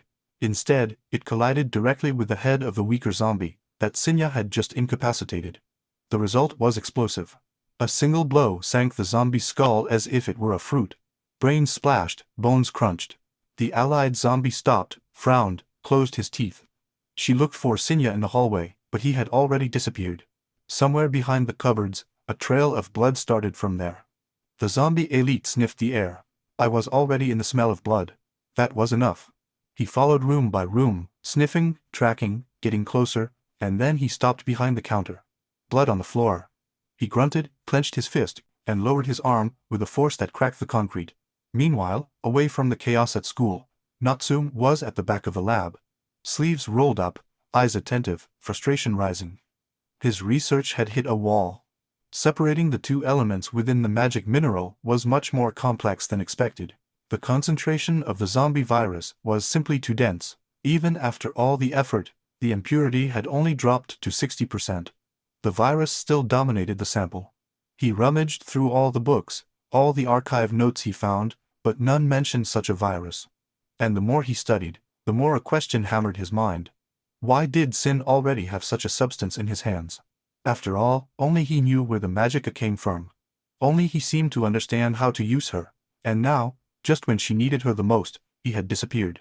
Something didn't make sense. He was really just a student. High school. Back at the school domain, the chaos resumed with the elite zombies. A massive blow fell, but not on Sinya. What was hit was a decoy, a blood-filled tube, made to mimic the human smell. The creature froze. Despite his primitive mind, he felt that something was wrong. The smell was unmistakably human, but there was no body. This is because the real Sinya was already behind her, running at top speed with the shovel in hand. He would sweep the zombie's leg off the ground in the middle of a run before the monster even got off the ground. Sinya crushed the creature's face with the shovel, breaking bones and teeth. In one fell swoop. Then, clean decapitation. The head rolled. The body fell. Sinya exhaled. He had lured the monster with his own blood. Before the wound healed, he managed to fill 3 tubes. They would be key to survival. With them, he could attract enemies and avoid unnecessary fights. But, just as he turned to leave, a sharp pain hit his skull, a throbbing headache, vision blurred, his body wavered. Because just now she tightened her chest, perceiving that it was she, the entity inside the tail, that was waving again. He concluded that the trigger must have been the healing skill he used earlier. The creature inside him, asleep, unsteady, was reacting. A parasite? No, a ticking time bomb. Sinya muttered to himself, not in fear, but with firm resolve. I could not allow him to die by his own hands. The tail needed to be treated somehow. Coming out of the trance, advanced. The previous fight had perhaps attracted attention. Instead of confronting her, he opened one of the blood tubes, and the zombies around immediately changed direction, sniffing, staggering, crawling towards the spilled blood like hungry dogs. That was the sign. Sinya ran up the stairs. I could see now, the broadcast room was right at the top. He peeked around the corner, all cleaned up. He ran into the room, silence, no zombies, no danger. For the first time, a break. He checked the equipment, and went to the transmission system. Hopefully, it was still working. He put down the shovel and started operating the console. It turned on perfectly. He had already helped the broadcasting club several times in his past life. That knowledge was now paying off. Her fingers moved instinctively over buttons and controls, but as she worked, something else moved outside, in the doorway. A shadow, someone or something was watching him. Sinya's instincts shot up. Without hesitation, he took the shovel, turned, and banged on the door, without waiting to confirm if the blow had been successful. And then he looked up and froze. What I had in front of me was not an ordinary zombie, it was huge, monstrous. A deformed humanoid towered over him. Flesh stretched over crooked bones, and teeth stuck deep into the jaw. But the most disturbing thing was that he could speak with a hoarse and broken voice. She said he had entered without permission. This is what is happening with the zombie in front of Sinya. This type of zombie does not have a great attack power, but it is problematic because it explodes quickly, making explosive sounds, and the zombie virus has enough strength to kill a person, and also attracts a lot of zombies. Worried, Sinya gritted her teeth, seeing how complicated things had become, so she decided to take the zombie out of the room. He quickly got out and ran outside, attracting to the zombie. The zombie chased him. Sinya carried him to the window, then bent down and pushed him out, but quickly tied his leg in the air. I didn't need to take him far, just restrict his movements with the rope for now. He immediately grabbed his shovel, ready to run, as the zombies on the floor had already noticed his presence, because of the previous noise. Then he threw a bottle of blood on the ground to buy time, and immediately entered assault. Now there were only 4 minutes left. He needed to start the transmission quickly, since the amount of blood he shed wouldn't last long. And if an elite zombie appeared where he was, he would be completely screwed, so he couldn't waste any more time in that place. The zombies from outside were already getting closer, and his heart was beating faster. As they got closer, he gritted his teeth, worried just a little more. Before the zombie could look out the door, the pre-recorded words blared over the speakers. This attracted the attention of the zombies outside, and also those who had almost caught him. He narrowly succeeded. Now the zombies should be heading towards the speakers. The problem now was the way to the courtyard. He threw a bottle of blood at the rope. The dripping blood attracted the zombies, who started licking and trying to eat the rope as if it were meat. Then he crept past them. He saw that the zombies on the 3rd floor were coming up, and while his attention was focused on the transmission, he decided to run towards the safe house at maximum speed, dodging the zombies. He opened a door and was surprised to see that the zombies from Building 1 were coming. He calmed down and thought that a direct confrontation was impossible. Even if they managed to defeat them, he clearly saw that he wouldn't have enough time, so he had no choice but to wait. His opportunity was about to come. Now, the zombie that I had tied earlier had the rope taut, and then it broke, and the zombie fell to the ground. That was his cue. Then he jumped out of a broken window. The sound of the bloated zombie's explosion muffled the sound of his movement. He ran the shortest route to the courtyard, jumping from the connecting corridor to the gym. At that moment, all the zombies were being attracted by the sound of the explosion and by the transmission. So the courtyard must have been temporarily empty. Just as he thought, the yard was empty, so he jumped. He believed that he would manage to get there in time, and even if the zombies found the source of the sound, it would take time for them to destroy it. Now part 3 of her plan was coming. But she was shocked to see that the zombies had already destroyed the speakers that were on top of the school buildings. It was the work of a zombie football player. Seeing that, Sinya became worried because at that rate they would return to the field again. Then he started running, while the zombies jumped up to chase him. There were hundreds, if not thousands. He was already near the safe house when an elite zombie ran at high speed and collided with him, knocking him to the ground. He tried to regain his balance, but the zombies pounced on him. He used his shovel to push them away, then immediately got up. He kicked one of them in the face, but his strength was not enough. He was completely surrounded now. I was almost at the door, but hope had vanished. Then suddenly, we see the fingers of the zombie from the beginning of the story, now back in the laboratory. Holding a test tube with a purple liquid, she wondered where Sinya had gone, as there were many things she needed her help for. She reminded Sinya to say that, if living beings ingested the virus she extracted from the mineral, they would transform into zombies. Then he wondered what would happen if someone ingested it voluntarily. He stopped when he saw someone in the shadows. He asked who he was, now in the area. The zombie woman easily took care of all the zombies around Sinya. Sinya asked why she had saved him. What exactly was it that he wanted? Sexy, curvy and appetizing, she looked at him without saying anything, then walked towards him. He told her not to come near. He stopped as he backed up, surprised to see that his leg was tied. She lifted her calf. He asked what I was planning to do. She looked at him with those sensual lips, and then let out a sinister smile. Immediately, Sinya woke up and grabbed Natsume, who was treating him, by the neck, and pinned her on the ground to hit her. Without fear, she asked him what he planned to do with her. Sinya regained consciousness. He was surprised to see himself in the laboratory. The girl looked at him worried. Then, he pushed Sinya away and saved the virus that was about to fall. She held him firmly like a baby. Sinya was speechless. He reached out his hand to her and asked if she was okay. He apologized to her. He asked her to tell him what had happened. She was silent for a moment, then said that he suddenly appeared in the laboratory, but at first she did not realize that it was him. She looked like a woman. Then he just fainted. When she ran to him, she finally realized who he was. He was covered with wounds and quite weakened. He quickly examined him and treated his wounds. And that was it. He sat with his arms crossed and asked if she really looked like a woman. She replied that yes, but only for a moment, and that it had rained a lot the day before, and she had researched all day. So she was tired, and maybe she saw it wrong. Sin Ya thought to himself, no, it wasn't a mistake. The scene the night before was not a dream. He wondered why that took his body and brought it to the laboratory. She then handed him a book, saying that was the result. The zombie virus was detected in his body, but surprisingly, instead of rejecting it, his body seemed to depend on it. She extracted the zombie virus from her body and tried to combine it with the zombie virus contained in the crystal stone, and discovered something amazing. The zombie virus in his body merged perfectly with that of the crystal stone, so he decided to inject the stone virus into his body. Gradually, his wounds began to heal. In return, the virus in his body was consumed. He was surprised by what she said. Listening to the explanation, he believed that he now understood what was happening. His ability to recover was tied to the virus in his body, even in the area yesterday. Every time he healed, he would become dazed and eventually lose consciousness. In the end, it took control of her body. In a calm tone, she said that now it was her turn to answer questions. Was she a human, or a zombie at that moment? Why did he possess crystal stones that shouldn't even exist in that world? He was speechless for a moment, then asked if she believed in time lapses. She was surprised by the question and said she was serious at the time. Sin Ya replied that he was serious too. He suffered a temporary lapse coming from another world.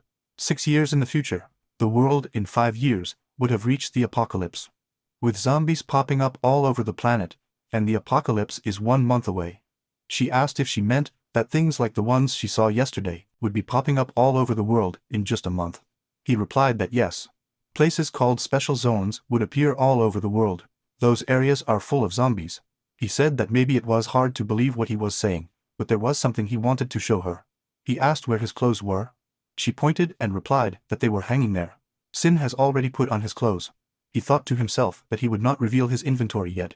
Even if she looked like an innocent girl, she would not repeat the mistake of her past life. If she became an enemy, he would be finished. He opened his inventory and handed her the stones. He never imagined that he would complete the special mission thanks to a zombie. She was glad to see the stones. He said that they were stones that he had collected in a special area, and that for certain reasons he could already enter that area. By the way, he asked what was the matter she had with the earlier one. She showed a tube and said that 60% was the highest purity she had ever achieved. I had tried it the day before, but 65% was the limit. Sinya was surprised. The red color indicated that it was a power potion. He never expected that she would manage to increase the purity to almost 70% in just 1 day. He really was a genius. She gave him the potion, and then sat down to observe the stone he brought. Afterwards, he said it was a little different from the one he had delivered before. Then he was silent for a moment, and asked what she was doing for 5 years. Years in the future, as he came to see her specifically in that world. Could it be that they were allies in their past life? Finally, someone was asking the right question, which is rarely asked in regression stories. Sin Ya was speechless, then he said that his future version was already dead. Unfortunately, I didn't have any connection. She asked how he knew about her. Was she killed by zombies? He said he heard rumors that she was not killed by zombies, but used herself as a guinea pig. She commented that it seemed like her version of the future was struggling even in that situation. Sinya told her not to worry, he wouldn't put her in danger. She commented that she was listening to the story with doubts, but if using herself as a guinea pig was really something she would do, then she believed her. From now on, I would support him with all my might. Soon after, he got up and said that they had to complete the remaining task. Some time later, the elevator rang, and Atano dropped something to the floor. He let out a sigh trying to catch his breath as he said, "Who knew money could be so heavy?" Then he told Mineta that they would come back after resting, but then they fell silent when they saw Natsume and Sinya hugging. The two were speechless. Mineta came to a standstill. Minutes later, Atano apologized to Sinya. He said his invasion was not intentional. Sinya said not to worry, it was just a misunderstanding. Then he asked where the money was. Atano replied that he brought everything that could be bought by normal means, so there was nothing else left in the market. And there was still more cargo that he had not delivered, besides what he brought. Sinya replied that she was fine, and gave him the red potion. Surprised, Atano asked what that was. Sinya said she would understand if he drank it, to trust him. Atano said nothing, and drank it immediately. The bottle broke, and the energy ran through his body. She moaned in pain. A worried Natsume said she seemed to be suffering. Sinya said everything was fine. He thought to himself that the pain was expected, since the purity was still at 70%. It is not a level that humans can consume directly, but someone with a strong body, like that of a professional athlete, like Atano, he can withstand, and since it was his first ingestion, it would take him a while to get used to it. Sinya asked how he was feeling. Panting, he replied with a smile that he felt better. The power ran through his whole body. It felt amazing. Now I could carry 2 boxes of money. They were light. Mineta was surprised to see that. By the way, he told Sinya that he got information about the money. Most of the money obtained this time belonged to Liu's group, so it was probably more than what they brought. Sinya replied that it was fine to stop collecting money for now. The current priority was to raise the money and bring all the forces under control. He would take over during the boss's birthday party. Then he thought that the money situation was within the expected. What surprised him was the fact that the effects of the potion appeared before the influence of the zombie virus, and a genius like Natsume could quickly raise it to a level that ordinary people could use. If Atano strengthened his subordinates with those potions as well, he could completely entrust them with the organizational work, and focus more on conquering the special zones. He was determined to make Ivin spit out all the money he has before the apocalypse comes. Sometime later, in another scene inside a luxurious building, Ivin was playing billiards with a guy. He said he heard that someone bought all of Malate's gold, and asked if he knew who had done that. The guy replied no, but, from the efficiency with which it was done, it was probably a group. To have managed to buy all the gold on the market in just one day.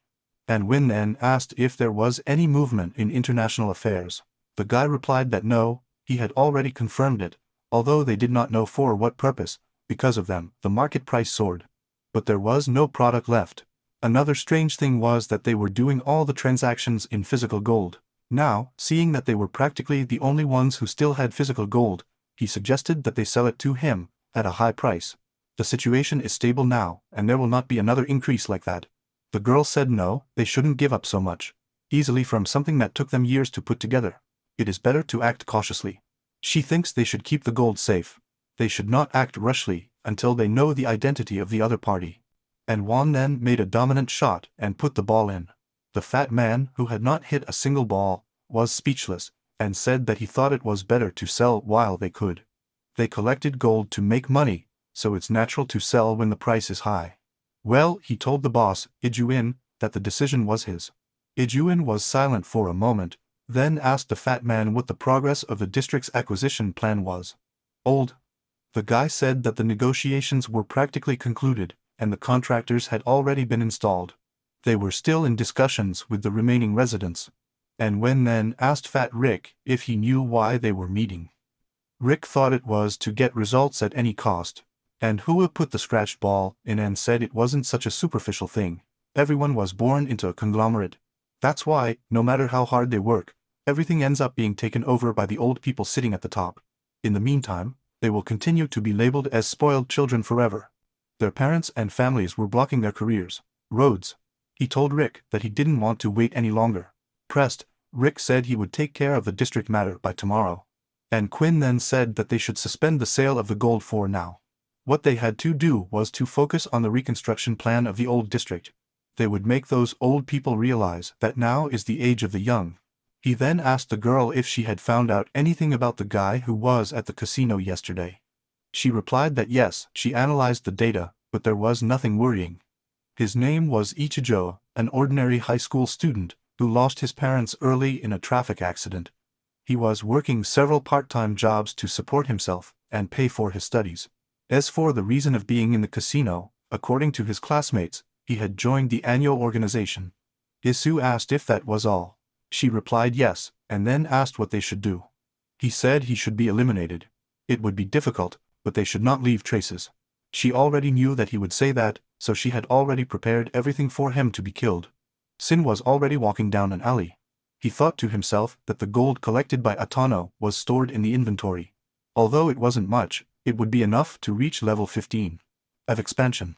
The other items needed would be magic or other expansion material, crystal stones for Natsumi's research. Then he looked back when he noticed someone, a guy with a strong and threatening appearance. "Hey, brat," the man said. He never imagined that the day would come when he, a first-class killer, would confront a high school student. Since the days were too quiet, and the work had slowed down, I would kill for the reward money. He then advanced to attack Sinya, saying that he had made the mistake of choosing the wrong enemy. Immediately, Sinya made a quick move, surprising the guy. Still in the air, he took the knife, grabbed the man's hair and bent his neck back. With a quick technique with the knife, he told the man to answer his questions in silence. Was that assassination attempt the work of Evin? Scared, the man replied yes. Sinya then threw him to the ground. Immediately, the man begged her to forgive him. Sinya threw the knife against the wall, with a threatening tone. He told the man to let Evin know that it wasn't time to work things out yet. He had to wait a little longer, and he told the man never to appear in front of him again. The man replied that he understood and fled. Now, Sinya decided to enter the special zone, level 8. He walked to the portal. With the time jump, he had become able to enter the special zones before the apocalypse.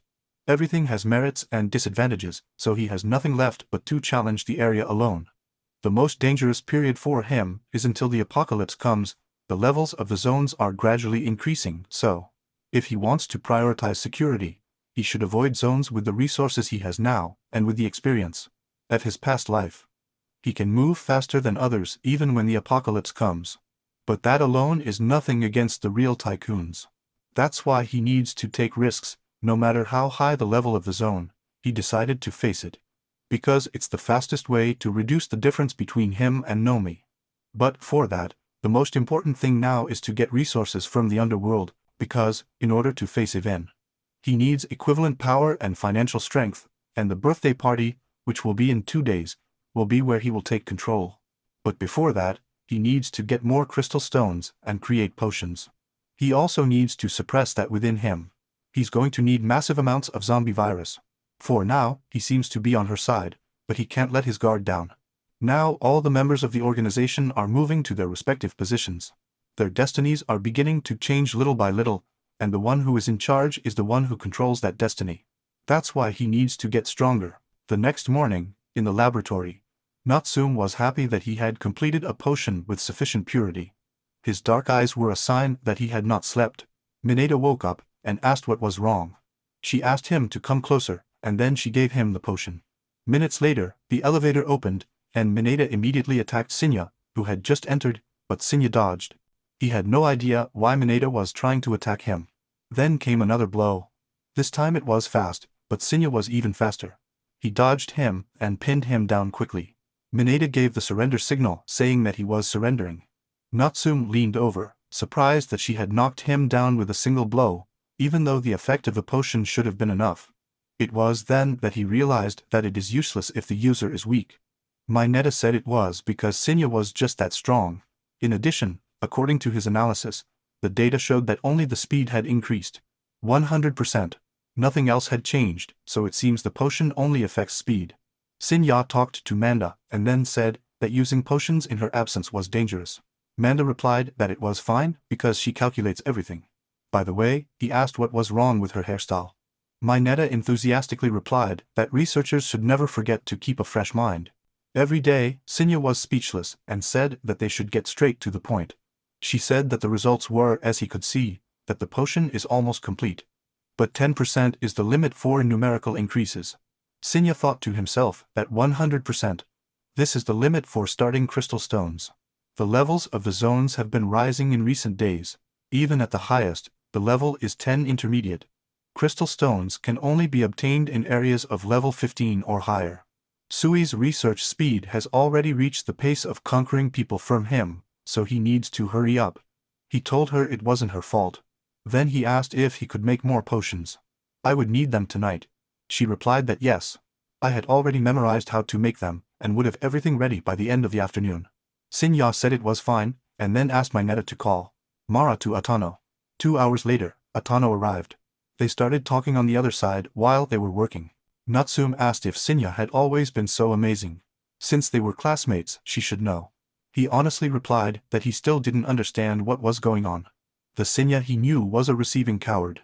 Beatings from him until a few days ago, but suddenly he is strong and calm, like another person. In a few days, he went from a victim of bullying to becoming her older brother. Naima thought to herself that it seems that Sinya didn't tell anyone about her regression. So no one knows about the powers of her previous life, and that he just brought her back. He wondered what his plan would be, since he has so much information from the future. Back with Sinya and Atano. Sinya told Atano that that night was Kai's birthday celebration, a perfect opportunity with all the subordinates gathered. Atano asked Sinya if she was really going to do that. Sinya replied that yes, she would get Anna's strength anyway. Atano scratched his head, a little worried, and said that even though things had been going well so far, Kite is on another level compared to the others. Perhaps it would be better to move forward step by step. Sinya replied that there was no time for that. He will execute the plan that night with the potions. There's a chance of victory, so it's okay. Atano said nothing more, he would do as he was instructed. Sinya said that Natsume would make additional potions. He should match the number of members he would take with the amount of potions. Yeah, guys who really knew how to fight. That night would be the showdown, and he told Tano that he would have to act perfectly as a boss. Sinya said she would meet with him later, because she had matters to sort out. Somewhere unknown, Kite asked his men if they had investigated what was going on. As it has been quite noisy lately, one of the men replied that yes, it is a man named Aiton Toski. A low-ranking member of the organization. It has been absorbing other territories in recent days, and has acquired several bases, including Gandarin's, and still intends to expand its power with a dominant stance. Kite commented that working hard to spread the branches and receive more sunlight is not bad in itself. But Atano seems not to know that there are people above who define the rules. That's why overextended branches are cut off when they go over the limit. Hours later, in a luxurious building in the city, it was the night of Anna's birthday party, with great figures present. On the other side, Atano was watching Ira. Guri asked Atano what was going on. Asina had not yet appeared. Did he run away at the last minute? Atano told him to calm down. They should wait a little longer. Peter asked again. How long are they going to wait? More and more people are coming. In this way, they will be at a disadvantage. Atano became worried, wondering what Sinya was doing to not have appeared yet, since it was he who said that today was important. He thought Sinya had set an ambush for him, but he knew that wasn't it. If I wanted to kill them, I would have done it already. The other men said they could still withdraw now. There was no point taking on Kite with so few people. Atano told them to shut up. Did they really think they could just get back safely now? Peter then asked to speak to Atano in private. They went to the bathroom. He told Atano that he was being too ambitious, or it would be Sinya's influence. Atano replied that he was perfectly calm. Ira added that although he admits that the boy is strong, and that following him was not a bad decision, this time it is different. The opponent is Kai, and today his forces are concentrated. And most importantly, the guy has not yet appeared. That's why he thinks they should go apologize to Kai. Atano asked if he thought an apology would be enough after having come this far. Peter said yes, if they used the potion.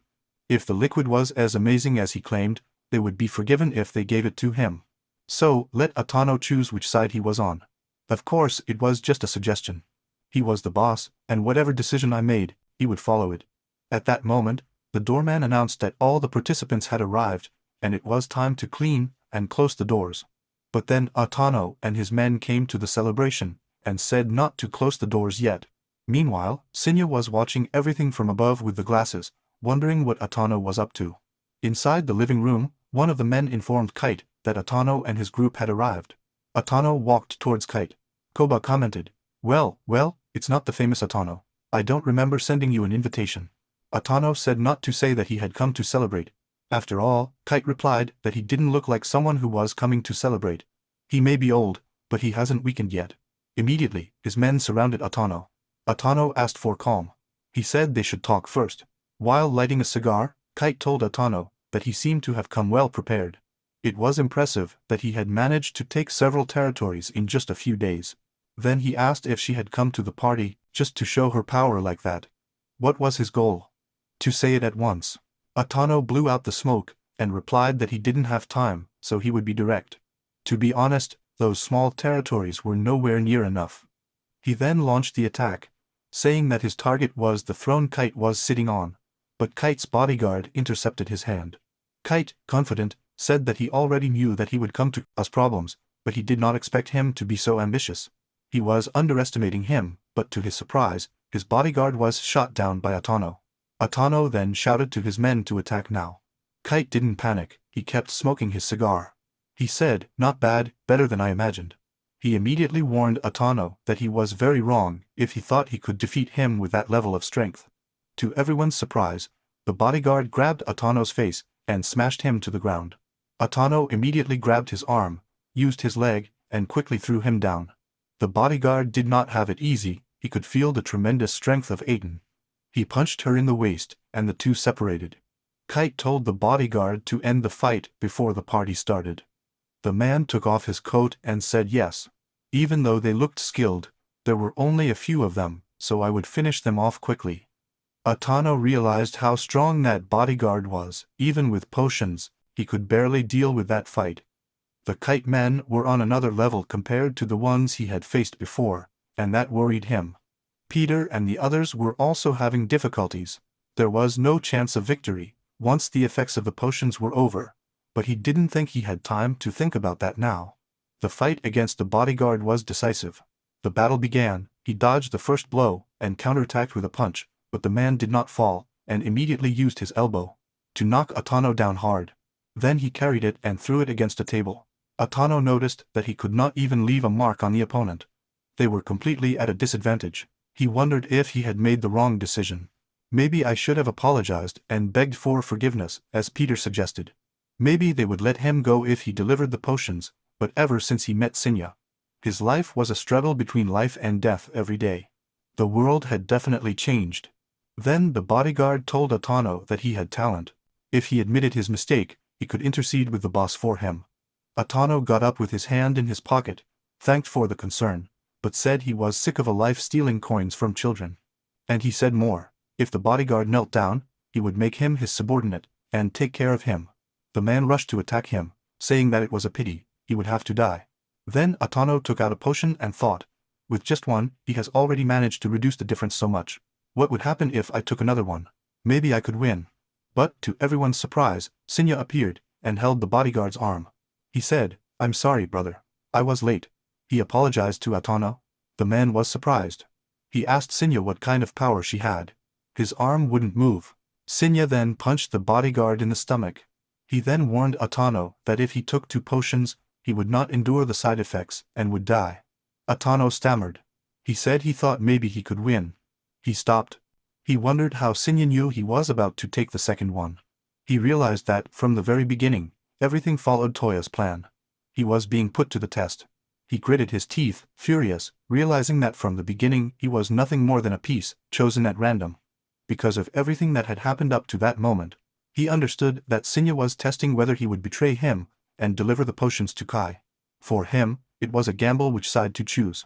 If he had stayed on Kai's side, he would have died. Then he told Sinya that she must be lucky for having given the right answer. He assured her that she need not worry, he would prove by actions that he was a reliable ally. Sinya smiled and said that she likes smart people. Then he said, "Big brother, give me orders." Kite then asked the bodyguard what he was doing. No matter how hard he looked at him, he was just a guy. The man replied that yes, he let his guard down because of his appearance. Atano yelled at Kite to get ready. He said he would definitely kill him right there. Then he ordered Sinya to kill them all. The other guards started to comment among themselves about what's going on with that boy, Atano's subordinate. Another was surprised, and said it looked like he had thrown June away with one punch. One of them asked the captured Peter if that boy was a student. Peter grabbed the man's hand, and said it was still too early to be surprised. The fun was just beginning. One of the Kite men was thrown to the ground. June told Sinya that he never imagined the day would come when he would fight a high school student. Sinya replied that it was also the day he would lose to one. Furious, the man told Sinya not to underestimate him, and threw a hard punch that Sinya dodged. She tried to grab Sinya's face, but he dodged with a somersault. The man attacked again, and asked why he was just dodging. Kite was surprised to see Sinya playing with an opponent that he himself could not beat, not even with the power of potions. An incomprehensible force. One of the guests commented, "Who exactly is Atano with all this going on? The story that he took Oga's territory must be true." Another said it was surprising to see June having a hard time against a guy. June ordered them to just watch in silence. Then he thought to himself that, after 40 years, he had finally reached such heights, but with how things were going, even if he won, his reputation would be completely ruined. Then he told June that he would give him a minute, so finish with the boy. Hearing that, June thought to himself that the boy was a monster, even giving his all. He hadn't changed his expression once and he was already at the limit. Forget about finishing him in a minute. I couldn't even touch it. In anger, he kicked Sinya, but Sinya dodged and used his leg to catch Jun's leg in the air. In panic, June realized that even in brute force he could not win. Sinya didn't move an inch. Sinya said it was full of openings. Then, with a quick movement, he gave a direct kick that threw June to the ground still in the air, surprising everyone present. Kite was shocked by Jun's defeat. People couldn't believe that a high school student had defeated the strongest in the organization. Kite then ordered his men to stop staying. "Stand still, and they will attack. Whoever killed the kid would take Kaz's place." Then the guards went all out, armed with knives and other weapons. Sinya took the knife from the first man and pierced his shoulder. He pulled the knife back out, blood gushing out, and then quickly took down the others in a matter of seconds. Kite was stunned by Sinya's physical abilities. It was something completely inhuman. He panicked and asked Sinya to stop, saying they could talk, but Sinya kept coming closer. He then tried to pull out a gun, but Sinya quickly threw the knife at him, stopping his hand. He spat blood, and then died, defeated by a high school student. The guests were all surprised. Kite had been defeated by some low-level guys. Atano was also surprised. Sinya killed everyone the sun. In less than a week, he dragged the old fox who had made that land his stronghold for decades, straight to hell. Sinya destroyed all their common logic. Then, Sinya gave the signal to Atano immediately. He told all the guests present to pay attention. As you could see, Kite was dead. They also had to know why I had gone so far to eliminate him. Then he introduced himself as Atano Toski. Until recently, he was dedicated to assaulting children, but as of today, he was their new boss. Atano couldn't hold back the tears. Sinya really fulfilled the promise to take him to a higher position. Back at the construction site, the manager was yelling at the workers to hurry up. If they missed the deadline, Mr. Owen would not forgive them. Before they could pick up the pace, they heard unfamiliar voices approaching, and the workers stopped. Several armed men were approaching, clearly linked to gangs. One of the workers tried to ask where they were coming from and why they were interfering. The answer was direct. They were told to shut up and stay still. The leaders passed among the others and asked for a particular conversation with the person in charge of the work. The manager did not want to negotiate. He made it clear that anyone who was not involved in the project should leave. The schedule did not allow for delays, but the gang leader did not flinch. He ignored the deadlines and demanded the payment of a cup of territory. Meanwhile, Ivin was in his office, drinking coffee and looking through reports. It was when Minagaba came in with urgent news. The construction site in the financial center was being attacked. Several men invaded the place that morning, demanding land taxes and beating all the workers. Upon learning that it was Anna's men behind that, he slammed his hand on the table, furious. I couldn't believe that sneaky old man still tried those kind of moves, especially after the debts had already been paid. He ordered Minagaba to contact Kai immediately. He wanted explanations. But Minagaba reported that he had been trying all morning, and there was no response. Ijuin snorted, irritated, saying that such a man always caused problems. Still, Ijuin prioritized the project and ordered Minagaba to pay the gang whatever they asked for. The timeline came first, but Minagaba hesitated a bit, saying that didn't seem to be just a matter of money. The gang had specifically demanded Iwan's presence. That changed everything. Ivin got up instantly, saying he would go personally. Minagaba suggested asking the president for reinforcements, but Ivin immediately interrupted him. He said if they couldn't deal with that kind of pressure on their own, they would never amount to anything in life. Later, in heavy rain, Isusu's car stopped at the spot. He came out with an umbrella in hand and approached the band cautiously. The band leader received him sarcastically, saying that such a large entourage showed how worried they were, and Quinn ignored the formalities. I wanted to know what my Nagaba was demanding. That's when the band leader threw away his cigar and announced that Kite was no longer his boss. The statement generated tension. Iwan's men were ready to fight, but he held them back, asking for patience. The band leader wasn't finished. He pointed to the back and introduced his new boss. A shadowy figure approached and Iwan's eyes widened. It was so, I couldn't believe my eyes. The same man from the casino, and had taken down Minagaba in a few days. That could only mean one thing. The boy from that time was also with him. And looking closer, there was Sinya, next to Atano, holding an umbrella for him. But this was no time to be surprised. And Quinn knew the deadline was tight, and dealing with Atano could ruin everything. He asked what the real reason for all this was. If it wasn't for money, then I wanted Atano. Unperturbed, Atano said he knew Evin was in a hurry, so he would get straight to the point. I wanted the gold, all the gold. The statement left Evin stunned. So Atano was the one who was behind the massive gold acquisitions all the time. Atano didn't even try to deny it. On the contrary, he confirmed it and said that it was still not enough. And Win, confused and irritated, asked what he planned to do with so much gold, but Atano dismissed the question, saying that it was a personal hobby. Then he returned to the topic, remembering that the schedule of the play was the most important thing.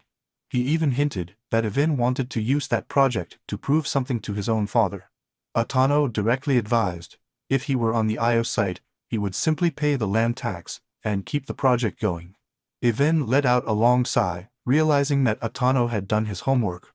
This was not a simple street crime. Atano knew everything, even how much gold Ijuin owned. Ijuin asked how much he wanted, but Atano immediately interrupted him with a cold and serious tone. Atano made it clear that this was not a negotiation. He was demanding the gold, not offering a deal. The air became completely silent. It seemed that ghosts had passed all over the construction site. Then Evin broke the tense silence by calling Atano crazy. Even after concessions, he did not believe that someone like Atano would dare to interfere with such contempt. He yelled at Atano to get the fuck out, but Atano remained calm, and made it clear that Evin was not the only one who. He knew the future value of those lands. He admitted that he could not face EU indirectly, at least not yet, but delaying the construction. That was easy for him and his band. Throwing the schedule in the trash would cost them nothing, and when the delay occurred, the losses would be astronomical. That hit a nerve, and Quinn froze inside. He panicked at that kind of detail. The regional development plan was to be restricted to a handful of influential people. So how the hell did Tan know who the hell that guy was? Atano read his expression perfectly. He smiled and provoked Evin by running out of words, insinuating that he had hit the mark. Iwan's face twisted in disgust. He called Atano's methods dirty, street rat stuff. Atano's smile disappeared. He asked what I had just told him, but Evin did not back down. He raised his voice. He hurled insult after insult, calling Atano a criminal who only knew how to use his fists, and now pretended to negotiate like a big shot. He then ordered his fighters to kill Atano and his men. In an instant, the umbrellas fell to the ground. War cries rang out and both sides advanced in the rain, exchanging blows. In the midst of the chaos, Minagaba threw himself at Atano with a punch, but Atano didn't even move, the blow never came. Sinya intercepted him, twisted Minagaba's wrist, and pushed his neck up, while staring at him. He warned Minagaba with an unsettling coldness, as if he already knew himself. That alone shook Minagaba to the core. I stutter, trying to figure out how I knew him without already if they had never exchanged names. As the fight continued behind his back, Atano calmly walked up to Evin. He grabbed Jin by the tie and reminded him. Yes, he was a savage, but he had come all that way risking his life. And who was nothing but a spoiled rich man, using dad's power. Meanwhile, the fight between Sinya and Minagaba was intensifying. Minagaba let go and tried to throw a punch, but Sinya easily dodged him and hit him in the face. Still, Minagaba did not fall. He grabbed Sinya and threw him, but in the air Sinya spun, counterattacked, and slammed Minagaba's head against the waterlogged ground. Iwan's eyes widened in surprise. I couldn't believe my eyes. That was Minagaba, trained in all the major martial arts, now motionless in a puddle of water. He shouted, furious and confused, to get up. But Sinya calmly reported, Minagaba was unconscious, it would be useless to call him. That broke something inside Iwin. Inside, I was shattered. Sinya had completely crushed Minagaba, and now she was coming towards him. Iyuin started planning an escape, but Sinya seemed to read his mind. He mocked her thoughts out loud, calling it typical, abandoning your allies to save your own skin. That shook Ivin up even more. Who the hell was that guy? With no options, Ivin tried a new tactic. He offered money to Atano, saying that he would prepare any amount he wanted, on one condition. He wanted Sinya to be delivered to him. That brat had been a thorn in his side since the casino incident. He claimed that the Iju family could close any deal, as long as Atano agreed. When Atano did not respond immediately, Ijuin became arrogant again. Inside, he planned to separate the two, turn Atano against Sinya. If Atano was alone, it would be easier to crush, but before he could taste his plan, Sinya interrupted him. He called out Ivin and Luso for thinking that money manipulated everyone. Just the sound of Iwin's voice made him sick already. With bloodlust in her eyes, Sinya started to approach. Ivin panicked. He shouted asking Atano to stop him. Sinya pleaded. The screen turned black. Later, on a silent bus on the way home, Atano casually asked Sinya if it was okay to leave Ivin behind. Sinya said yes. After all, the guy wasn't going to die. But there's one detail. They beat Ivin to a pulp. Swollen face, bruised body, lying on the wet garden floor. In the car, Sinya was looking out the window and muttering to himself that letting Ivin die so easily would be boring. I was planning to make him suffer. That was just the beginning. At a red light, the car stopped. Atano casually asked if Sinya really believed that Ivin would hand over the gold without resisting. Sinya confidently replied, "Of course I do. That construction project was everything to Ivin. I wouldn't risk delaying it." Atano laughed, saying that it seemed that Sinya knew Ivin well. Sinya nodded. Then he changed the subject and asked how the mission he had commissioned earlier was going. Atano confirmed. If he was referring to the deposit, he had found a large one inside. According to the instructions, he sent the location immediately and handed Sinya a bank card. Sinya looked at her somewhat confused. Atano explained that it was the organization's funds. Sinya had to manage them. The total assets totaled about $40 million. But only $10 million was on that card. The rest required more effort to convert. Taking the card, Sinya thought to himself. Now it was time to start storing. His inventory system was at level 3. There was barely anything left with the initial crystals he had collected. He could take it to level 10, which would give him a storage space of 7 cubic meters, enough to handle serious supplies. And real money. After a while, Sinya asked Atano to stop the car. Atano asked where he was going and if he needed help. Sinya refused, she was just wandering for the moment. Regarding the organization, Atano had to act according to the situation. The most important task was to recover the gold from the promissory note and physically store it in the deposit. Atano nodded in a sign of understanding. Then he asked if he should wait and take Sinya back later. But Sinya said no. He would get in touch if I needed him. Then he got out of the car and drove off. As Atano drove away, it wasn't long before Sinya saw a familiar face. It was Natsumi. I was walking alone in a quiet area. He was surprised to see her there. Even more surprising was to see her approach Kurozono, the forensic expert. The way they greeted each other, it seemed like a secret meeting. He narrowed his eyes. What kind of business would those two have to meet in such a strange and secluded place?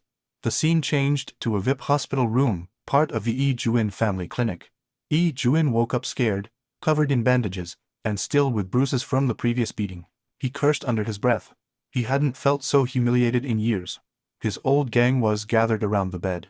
Iraman asked if the guy who showed up at the casino, Atano, was now threatening them with the information he discovered. And Quinn confirmed, but added that the real threat was not Atano. It was that strange student. Minagaba agreed. That boy did not fight like an ordinary schoolboy, and even stranger, he seemed to know them all by name, even his own. As if they had already met before. But Isisaki dismissed that concern. He said their faces were already public enough. It wasn't that shocking that a young man had researched about them, but Iyuin didn't believe it. He insisted that Sinya was not just a fanatic. The guy acted with hostility from the first meeting, and worst of all, he knew confidential details about the regional development plan. Now, with Anna's forces taking control and the construction schedule at risk, Ivin finally admitted something unthinkable. He would have to pay Atano the demanded money. Everyone in the room was shocked, but he immediately calmed them down. That would be only temporary. I would get the money back later. In the next scene, Natsume and Mr. Corazono met at a nearby coffee shop to sort things out. Corazono brought the diary she had asked for, and pushed it across the table, as if he was doing her a favor. She held out her hand thanking for the effort, but before she could touch him, Healing didn't remind her she didn't do it for free. He said her sudden disappearance for a week had thrown him a mountain of extra work. Natsume apologized and calmly said that he would resign from his position for personal reasons. He asked her to keep his salary in exchange for the material. As long as I got them back, I didn't need anything else. Corazono scoffed, his salary was worth nothing. Instead, he suggested something completely different, that she should stay by his side, obeying his wishes, and in return, he would deliver the material. Natsume was shocked. What kind of proposal was that? Corazono insisted. He said it was not an abuse. His career in the forensic field would also be assured, but Natsume firmly refused. He said that he would not accept such an agreement, and demanded that she measure her words. All I wanted was the material. That's all. Corazono was not given. If he did not obey, he could forget to look at those documents again. That made Natsume stand up. He shouted that this material belonged to him. He had no right to confiscate it like that. Corazo disagreed technically, but gave a cynical smile and asked how he planned to prove it. He could easily classify them as confidential. After all, I was working with data for personal. If he did, she wouldn't even touch a page again, adding that it would look bad if it was known that he, a superior, couldn't control a stubborn intern. She said directly that she had only been hired for her appearance, not for her ability. Then, turning to Natsume, he concluded, I shouldn't wake up her mother's effort in bringing her into the world. All I had to do now was follow orders. Hearing that, Natsume threw coffee in his face and warned him not to mention his mother again. Kurosono raised his hand to slap her. He said that he had already been too patient and that now she was being insolent. After throwing coffee in her face, but the slap never happened. Someone held her wrist in the air. It was Sinya. He appeared at the exact moment, grabbing the man's arm tightly. Natsume, taken by surprise, asked what she was doing there, but Sinya did not answer. Instead, he calmly said that he understood her situation now, and to leave the rest to him. Corazono was shocked. The boy's grip was no joke. He thought to himself, how can a high school student be so strong? Then he started to tie up ends. Maybe that guy was the reason Natsume was fired. But she immediately interrupted him, and told him to stop making disgusting assumptions. Sin no longer wasted his time. He told Kurosono directly that the materials would be taken away. He asked her how much she wanted in return. Kurosono let go of his hand, and laughed, a rookie wanting to play the hero. If the guy wanted to embarrass himself, so be it. He said the materials cost 10 million yen. The whole cafe was silent. Even the curious customers, who had been listening since the screams began, were left in disbelief. Some muttered that 10 million was nonsense, especially for a student. One joked that he would let his girlfriend be taken to if there was 10 million on the table. Another said there was no way the boy could pay. Kurozono wiped his face, and told Sinya to stop messing around if he couldn't play at that level. He called him useless and told him to fuck off. But then, Sinya asked him for his bank account number. That silenced everyone. Kurozono blinked, surprised. That guy was serious. He laughed, nervous, trying to disguise. He said that if that brat really managed to do it, he would kneel down and bow down to them. Before everything went any further, Natsume grabbed Sinya's arm, begging her to let him pass. Even other customers started commenting again, saying that the young people were too competitive. Some felt sorry for Sinya, others thought he was being impulsive. Then the healing cell phone didn't vibrate. He looked at the screen, and his face became disfigured. An alert confirmed that 11 million yen had just been paid into his account. The man was paralyzed, speechless. The number looked at him as a cruel joke. Unable to believe it, he asked himself, who the hell is this brat? Sinya calmly reported that she had transferred the money, and still added an extra million to cover the coffee that Natsume spilled. As for the rest, all I wanted was a proper apology for Anatsume, no kneeling, no dramas, just a proper apology. That last sentence resonated in the cafeteria like a bomb. The gossips, who had clearly already forgotten their own meals, choked up when one shouted, the guy really paid 1 million yen just for the cleaning. Another whispered that maybe he was some rich heir or something. Meanwhile, Healing's rage boiled over. He apologized to her. Who does he think he is? Sinya tilted her head slightly and asked if there was any problem. He reminded the man that everyone had heard the promise.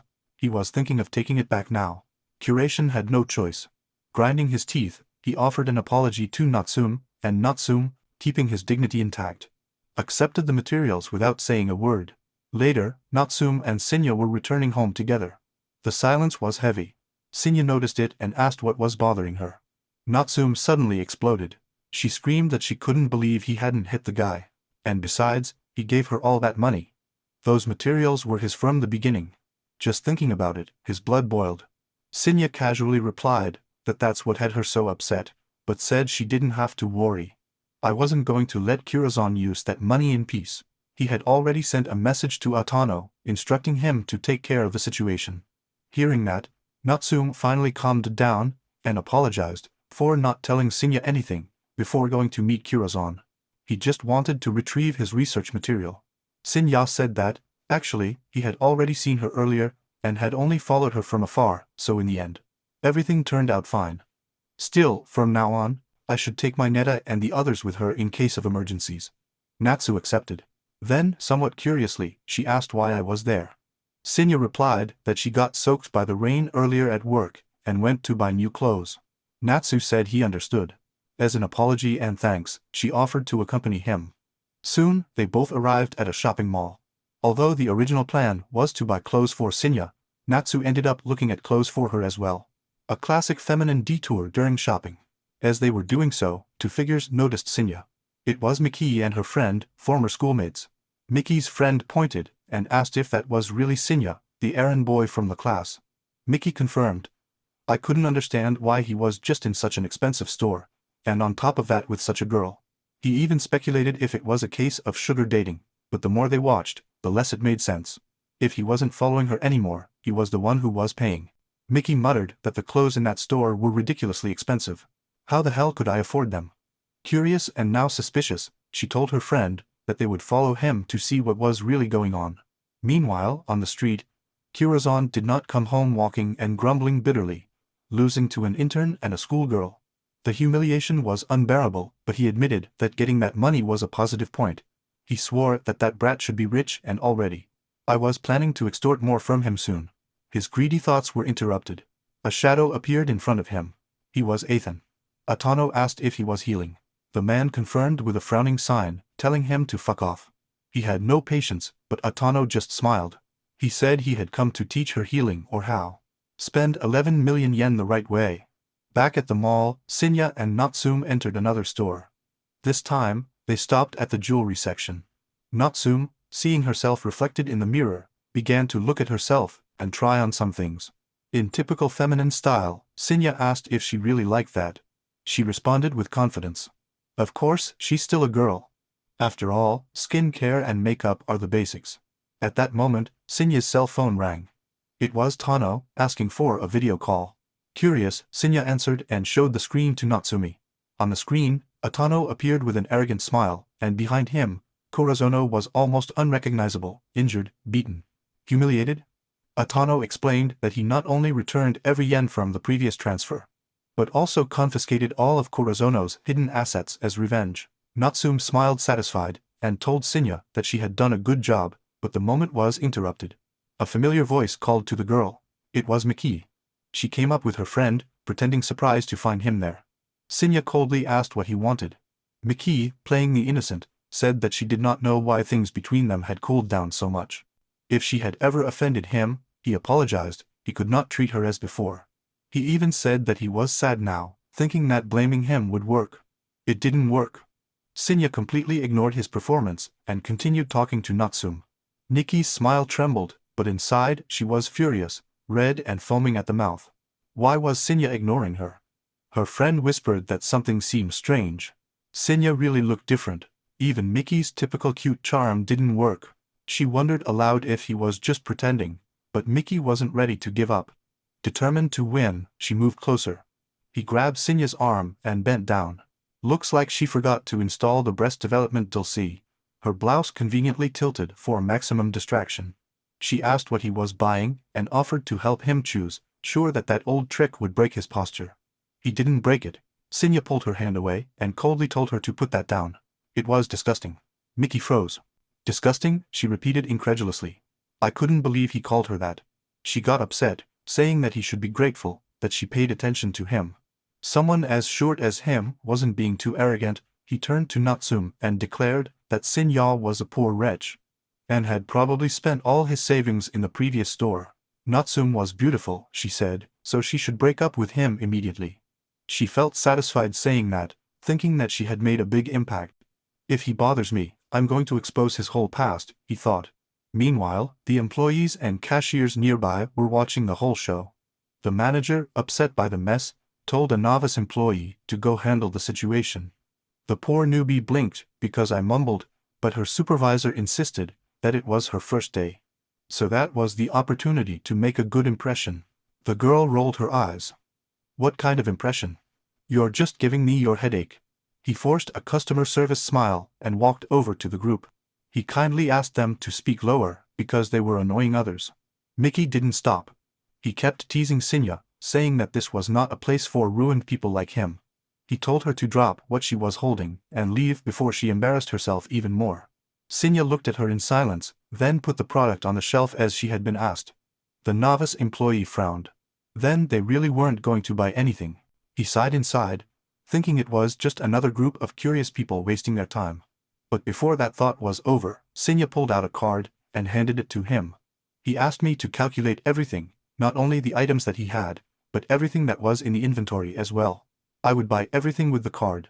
Her friend was paralyzed, her mouth ajar, mine's completely blank. The employee blinked, not believing. He asked Sinya if she was really serious about buying everything. He nodded his head, nervous but determined. The employee held the card against her chest as if it were sacred, as if her life depended on it, and ran out saying that she was going to confirm with the manager, asking her to wait a moment. Natsume looked at Sinya and asked if that wasn't a bit much, even if it was out of revenge. But Sinya shrugged her shoulders, saying that it had nothing to do with provoking. According to him, soon the money would be worthless. Better to turn it into supplies while it still has value. At that moment, Mickey stormed in again, demanding to know if he had gone crazy. Was he really going to get this far, just because they hurt his pride? Sin already despised her. He said coldly that it was none of his business. Her friend leaned over and whispered that, apparently, that wasn't a game. Maybe Sinya really was some rich heir. He advised Mickey to back off and apologize while he still could, but Mickey scoffed at the suggestion. I still thought it was a bluff. He said he would stay until the end to see it with his own eyes. I wouldn't believe anything without concrete proof. Meanwhile, the novice employee came to the manager and explained the embarrassed situation, that a student wanted to buy everything, even the inventory in the warehouse. The manager almost choked on the air. To make matters worse, another customer had just tried to buy one of the products, but was informed that it was already sold. The manager politely apologized and explained that all the inventory was now out of this. Then the real work began. The manager started calculating prices, going between the shelves and the inventory. Eyes going back and forth, while adding up that absurd order. 20 minutes passed. Finally, the newbie returned with Sinya, thanked for the wait, and presented the invoice. Each product, including ice cream, cosmetics, inventory merchandise, totaled 30,230 items. With a 20% discount from the manager, the final value was 120 million yen. She asked Sinya to confirm and sign. When the number was read out loud, Mickey and her friend practically shouted, 120 million yen, but the numbers were real. Sinya signed without hesitation. Then he wrote an address and instructed the staff to deliver everything to that place. The employee confirmed that the shipment would be made within up to 3 days. At that moment, Mickey's friend panicked. He ran to Sinya, grabbed Mickey, and begged her to forgive him. He said Mickey just got excited and didn't mean any of that. Mickey, his face twisted into a sweet, fake smile that even a dog wouldn't believe, tried to save the situation. She apologized, saying she only said those things because she was interested in him and lost control. But Sinya was already tired of her. He said directly that he had not the slightest interest in her.